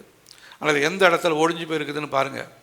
அதை ஒட்ட வைப்பதற்கு ஆவியானுடைய உதவியை கேளுங்க. ஆண்டவரே எனக்குள்ள ஆவியானவர் நீங்கள் சந்தோஷத்தை கொடுங்க, சமாதானத்தை கொடுங்கன்னு சொல்லி. ஏன்னா தேவனுடைய வார்த்தை சொல்லுது, அன்பில்லாதவன் தேவனை அறியான், தேவன் அன்பாகவே இருக்கிறார். அன்பு இல்லாதவன் அவனை யாரை அறியலையா? தேவனையே அறியலையாம். அப்புறம் தேவனை அறியாமல் இங்கே சபையில் என்னத்துக்கு என்ன வேலைன்ற? தேவனை அறிந்து ஆராதிக்கிறதுக்காக தான் சபைக்கு வரோம். அன்பு இல்லைன்னா நீங்கள் தேவனை அறியாத ஆட்களாக இருக்கிறீங்க. தேவனை அறியாத ஆளாக இருக்கும் பொழுது சபையில் நமக்கு என்ன வேலை? இரும்பு அடிக்கிற இடத்துல ஈக்கு என்ன வேலை வாங்க இல்லைங்களா? அந்த மாதிரி தான் இது. இரும்பு உங்களை உருக்கி இங்கே தட்டி உங்களை ஒரு செய்யணும்னு தான் ஆவியானவர் செஞ்சுட்டே இருக்கிறாரு. ஆனால் அதெல்லாம் கீழ்ப்படிக்கிறதுக்கு எனக்கு இடம் இல்லை, எனக்கு இஷ்டம் இல்லைன்னா நீங்கள் சபைக்கு வரதை விட்டுட்டு பேசாமல் வேற ஏதாவது வேலை பார்த்துட்டே இருக்கலாம். சபை நிரம்பி வழியணும், நிறைய ஆட்கள் வரணும், அப்படிலாம் நான் எதிர்பார்க்கறதே இல்லை. தேவன் அப்படி செய்ய போகிறதே கிடையாது. அன்பில்லைன்னா அவன் தேவனை அறியாதவனாக இருக்கிறான். தேவனை அறியாதவனுக்கும் சபைக்கும் என்ன வேலை? சபையில் வந்து என்ன உட்காந்துக்கிட்டு என்ன அப்போது அன்பு இல்லாதவன் தேவனை அறியாதவனாக இருக்கிறான். அதனால் இந்த நாட்களில் நம் தேவனுக்கு முதலிடம் கொடுப்போம். யோவான் 13:35 நீங்கள் ஒருவரில் ஒருவர் அன்பு உள்ளவர்களாக இருந்தால் அதனால் நீங்கள் என்னுடைய சீடர்கள் என்று எல்லாரும் அறிந்து கொள்வார்கள். நீங்கள் ஒருவரோடு ஒருவர் அன்புள்ளவர்களாக இருந்தீங்கன்னா அதனால் மற்றவங்கெல்லாம் என்ன பண்ணுவாங்களாம், நீங்கள்லாம் தேவனுடைய பிள்ளைகள் என்று அறிந்து கொள்வார்கள். வேறு ஒன்றும் நம்ம கொடி பிடிக்க வேண்டிய அவசியம் இல்லை, வெள்ளை பேண்ட்டு வெள்ளை ஷர்ட்டு போட அவசியம் இல்லை, வெள்ளை புடவை வெள்ளை இது நகை போடாமல் பூ வைக்காமல் இதெல்லாம் தேவையே இல்லை. நீங்கள் அன்புள்ளவர்களாக இருந்தீங்கன்னா நீங்கள் ஆண்டவருடைய பிள்ளைகள் என்று சொல்லி மற்றவர்களுக்கு எளிதாக விளங்கும். இதெல்லாத்தையும் அன்பு இல்லாமல் வெளிப்பிரகாரமான வேஷம் போட்டுக்கிட்டு நம்ம மற்றவங்களை ஏமாற்றி கொண்டு இருக்கிறோம். மற்றவங்களை ஏமாத்துறதை விட உங்களை நீங்களே வஞ்சித்து கொண்டு இருக்கிறீர்கள். அதுதான் ஆவியானவர் இந்த நாட்களில் நம்மோடு பேசி கொண்டு இருக்கிறார். இதற்காக தான் கிறிஸ்துவின் ஆவியானவரை நமக்கு கொடுக்கிறார். அடுத்தது, இந்த ஆவியானவர் இருக்கும் பொழுது நம்முடைய வாழ்க்கையில் ஒரு மாற்றத்தை ஏற்படுத்துகிறார். 2 கொரிந்தியர் 5:17 பாருங்கள். இப்படி இருக்க ஒருவன் கிறிஸ்துவுக்குள் இருந்தால் புது சிருஷ்டியாக இருக்கிறான், பழையவிடலாம் ஒளிந்து போனதை எல்லாம் புதிதானதை. ஆவியானவர் இருப்பாரானால் அவன் ஃப்ரெஷ்ஷாக இருப்பான். போய் எங்கேயாச்சும் போய் ஒரு வண்டி வாங்கும் பொழுது ஒரு பழைய வண்டி காயலாங்கடையில் போய் வண்டி எடுக்க போகிறோம், ஒரு புது வண்டி தான் பார்ப்போம். அது வாங்குகிற இடத்துல அதை போட்டு பார்த்து திருப்பி நம்ம பார்க்குறதுலேயே அந்த அந்த அந்த கடைக்காரங்களுக்கு ஒரு கோபம் வந்துடும் இல்லைங்களா? சங்கருக்கு நிறைய அனுபவம் இருக்க முடியும். சிலரை போட்டு திருப்பி அப்படி இப்படியெல்லாம் பார்ப்பாங்க. ஜனங்க வளைஞ்சிக்கிட்டு இருக்குது, இது என்னங்க கோணையாக்குது அப்படின்ட்டு இருப்பாங்க. வாங்க மாட்டாங்க. அப்போது ஆவியானவர் இருந்தாருன்னா நம்முடைய வாழ்க்கை மாறுதலான ஒரு வாழ்க்கையாக இருக்கும். 2 கொரிந்தியர் 3:18 பாருங்கள். நாம் எல்லாரும் திறந்த முகமாய் கர்த்தருடைய மகிமையை கண்ணாடியில் பார்க்கிறது போல பார்த்து ஆவியாக இருக்கிற கர்த்தரால் அந்த சாயலாகவே மகிமையின் மேல் மகிமை அடைந்து மறுரூபம் அடைகிறோம். நம்ம ஒவ்வொரு நாளும் மகிமையின் மேலே மகிமை அடைந்து தேவனுடைய ரூபத்துக்கு நம்ம மாறணும். அப்போ தான் அது பொண்ணாக இருக்கும். சுத்த பொண்ணை எப்படி கண்டுபிடிப்பாங்களா? புடமிடும்பொழுது என்ன ஆகும், நம்முடைய முகம் அதில் தெரியும். அப்போது இன்றைக்கி நிறைய பேர் என்ன பண்ணிகிட்டு இருக்கிறாங்க, பித்தளையிலையும் இல்லைன்னா இமிட்டேஷன்லேயும் போட்டுக்கிட்டு நிறைய நகையெல்லாம் போடுறாங்க. சரி, தவறு கிடையாது, நகை விற்கிற விலைக்கு புதுசாக வாங்க முடியாது. சரி, அது அங்கே. ஆனால் இங்கே ஆவிக்குரிய வாழ்க்கையில் நீங்கள் இங்கே என்ன புளியை போட்டு இதை போட்டு விலைக்கு எப்படி இழிச்சிக்கிட்டு இருந்தாலும் ஆண்டவருக்கு தெரியும் இது சுத்தமான இது இல்லை அப்படின்னு. அதனால் கர்த்தர் நம்மக்கிட்ட எதிர்பார்க்கிறாருங்க. ஒரு வேதனையோடு தான் நான் பேசிக்கொண்டு இருக்கிறேன். இவ்வளோ வார்த்தைகளை சொன்னாலும் நிறைய பேர் கீழ்ப்படுகிறதே இல்லை. கீழ்ப்படுகிறவங்க போல இருக்கிறாங்க. நீ சொல்கிற வார்த்தையை உனக்கு முன்பாக உட்கார்ந்து கொண்டு நல்லா தலையசைத்து என்னுடைய ஜனங்கள் போலவே கேட்குறாங்க. ஆனால் என் வார்த்தையை கேட்குறதே இல்லைன்றாங்க. ஆண்டவர் அப்படி தான் சொல்கிறார். அதனால் சொல்கிற வார்த்தைகள் இங்கே இருக்கிற சொகுத்துக்கோ ஃபேனுக்கோ அல்ல, நம்ம ஒவ்வொருத்தருக்காக தான் நான் சொல்லிட்டு இருக்கிறாரு. எபேசியர் 4:22 வாசித்தீங்கன்னா, அப்படியே முந்தின நடக்கைக்குரிய மோசம் போக்கும் இச்சைகளினாலே கெட்டுப்போகிற பழைய மனிதனை நீங்கள் களைந்து விட்டு உங்களுடைய உள்ளத்திலே புதியவர்களாகி உண்மையான நீதியிலும் பரிசுத்தத்திலும் தேவனுடைய சாயலாக உருவாக்கப்பட்டு புதிய மனிதனை அணிந்து கொள்ளுங்கள், புதிய மனுஷனை தரித்து கொள்ளுங்கள். இன்றைக்கி நிறைய பேர் புது மனுஷன் சொல்லிட்டு மாஸ்க் போட்டுக்கிறாங்க முகத்துக்கு. பழைய முகத்தை மறைக்கிறதுக்கு புது முகத்தை ஒரு ஸ்பெஷலாக ஒன்று செஞ்சு ஒரு மாஸ்க் போட்டுக்கிறாங்க. கர்த்தருக்கு தெரியும் இது மாஸ்க் போட்ட மூஞ்சி, இது ஒரிஜினல் மூஞ்சின்னு சொல்லி கர்த்தருக்கு தெரியும். ஏன்னா உங்களை உருவாக்கினது அவர் தான். அவருக்கு முன்னாடி நம்ம எதையும் மாயமாலப்படுத்தி மறைத்து கொண்டு இருக்க முடியவே முடியாது. அதனால் பழைய மனுஷனை நம்ம களைந்து போட்டுட்டு புதிய மனுஷனை நம்ம தரித்து கொள்ள வேண்டும். அடுத்ததாக பரிசுத்தாவியானவர் நமக்குள்ளே இருந்தார்னா ஒரு வளர்ச்சியை அவர் ஏற்படுத்துவார். 1 தெசலோனிக்கேயர் 4:3-4 வசனங்களை வாசிக்கும் பொழுது, நீங்கள் பரிசுத்தமுள்ளவர்களாய் வேண்டும் என்பதே தேவனுடைய விருப்பமாக இருக்கிறது.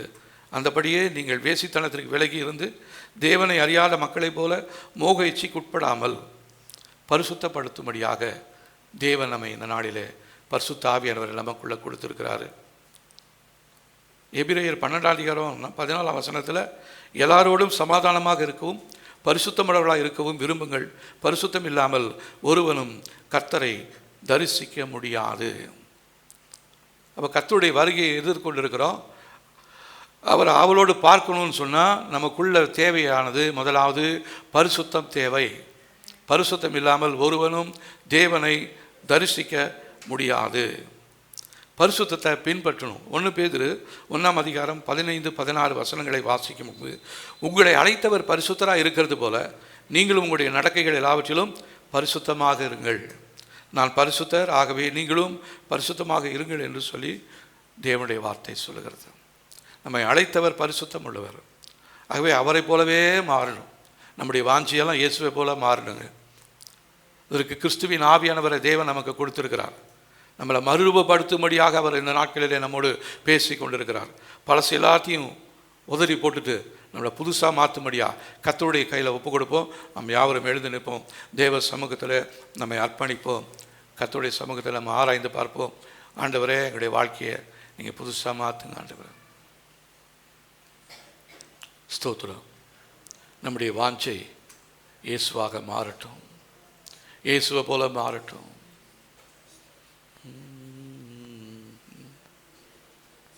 ஸ்தோத்திரம் ஆண்டவரே.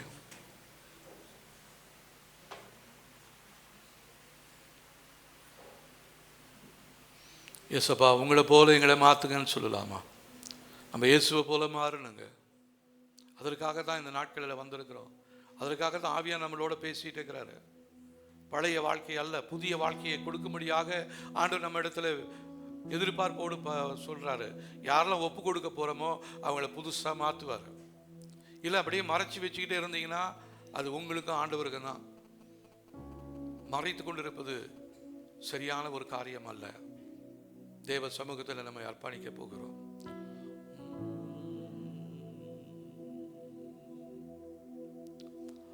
இயேசுவை போல, இயேசுவை போல வாஞ்சிப்பதெல்லாம், இயேசுவை போல வாழ்க்கை பிரயாணத்தில் மகிமை வரையிலும் வாஞ்சிப்பதெல்லாம் இயேசுவை போல. சொல்லுவோமா? இயேசுவை போல, இயேசுவை போல வாஞ்சிப்பதெல்லாம் இயேசுவை போல வாழ்க்கை பிரயாணத்தில் மகிமை வாஞ்சிப்பதெல்லாம்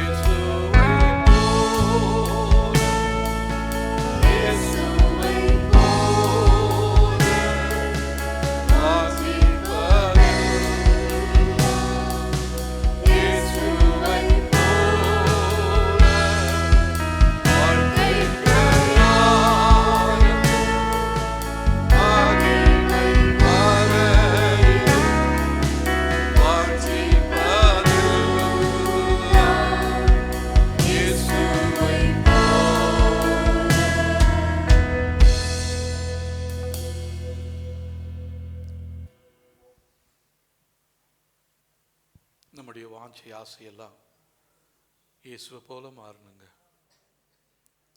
வேற யாரும் நமக்கு முன்மாதிரியாக வேண்டாம். எந்த ஊழியக்காரரையும் நமக்கு முன்மாதிரியாக வைக்க வேண்டாம். உம்மை போல மாற்றுங்க ஆண்டவரே. உங்களை போல எங்களை மாற்றுங்க. அதற்காகத்தான் எங்களுக்கு உம்முடைய ஆவியானவரை கொடுத்துருக்கிறீங்க.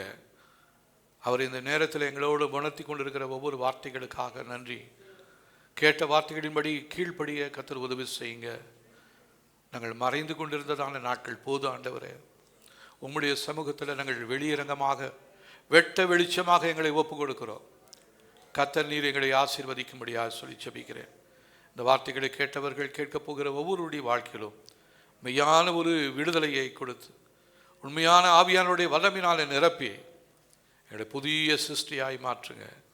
எங்களுடைய வாழ்க்கையில் ஒரு வளர்ச்சியை கர்த்தர் இந்த நாளிலே காண்பிக்கும்படியாக சொல்லி ஜெபிக்கிறோம்.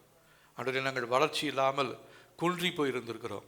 எங்களுடைய வாழ்க்கையில் ஒரு வளர்ச்சியை, விசுவாசத்தில் வளர்ச்சியில் எங்களுக்கு உதவி செய்யுங்க தகப்பனே. எங்களுக்கு கிருபை தாங்க. இந்த வார்த்தைகள் மூலமாக நீர் எங்களோடு பேசினதற்காக நன்றி. தொடர்ந்து நடத்துங்க. மகிமையெல்லாம் மக்கே செலுத்துகிறோம். இயேசுவின் நாமத்தில் ஜெபிக்கிறோம் நல்ல பிதாவே. ஆமேன், ஆமேன்.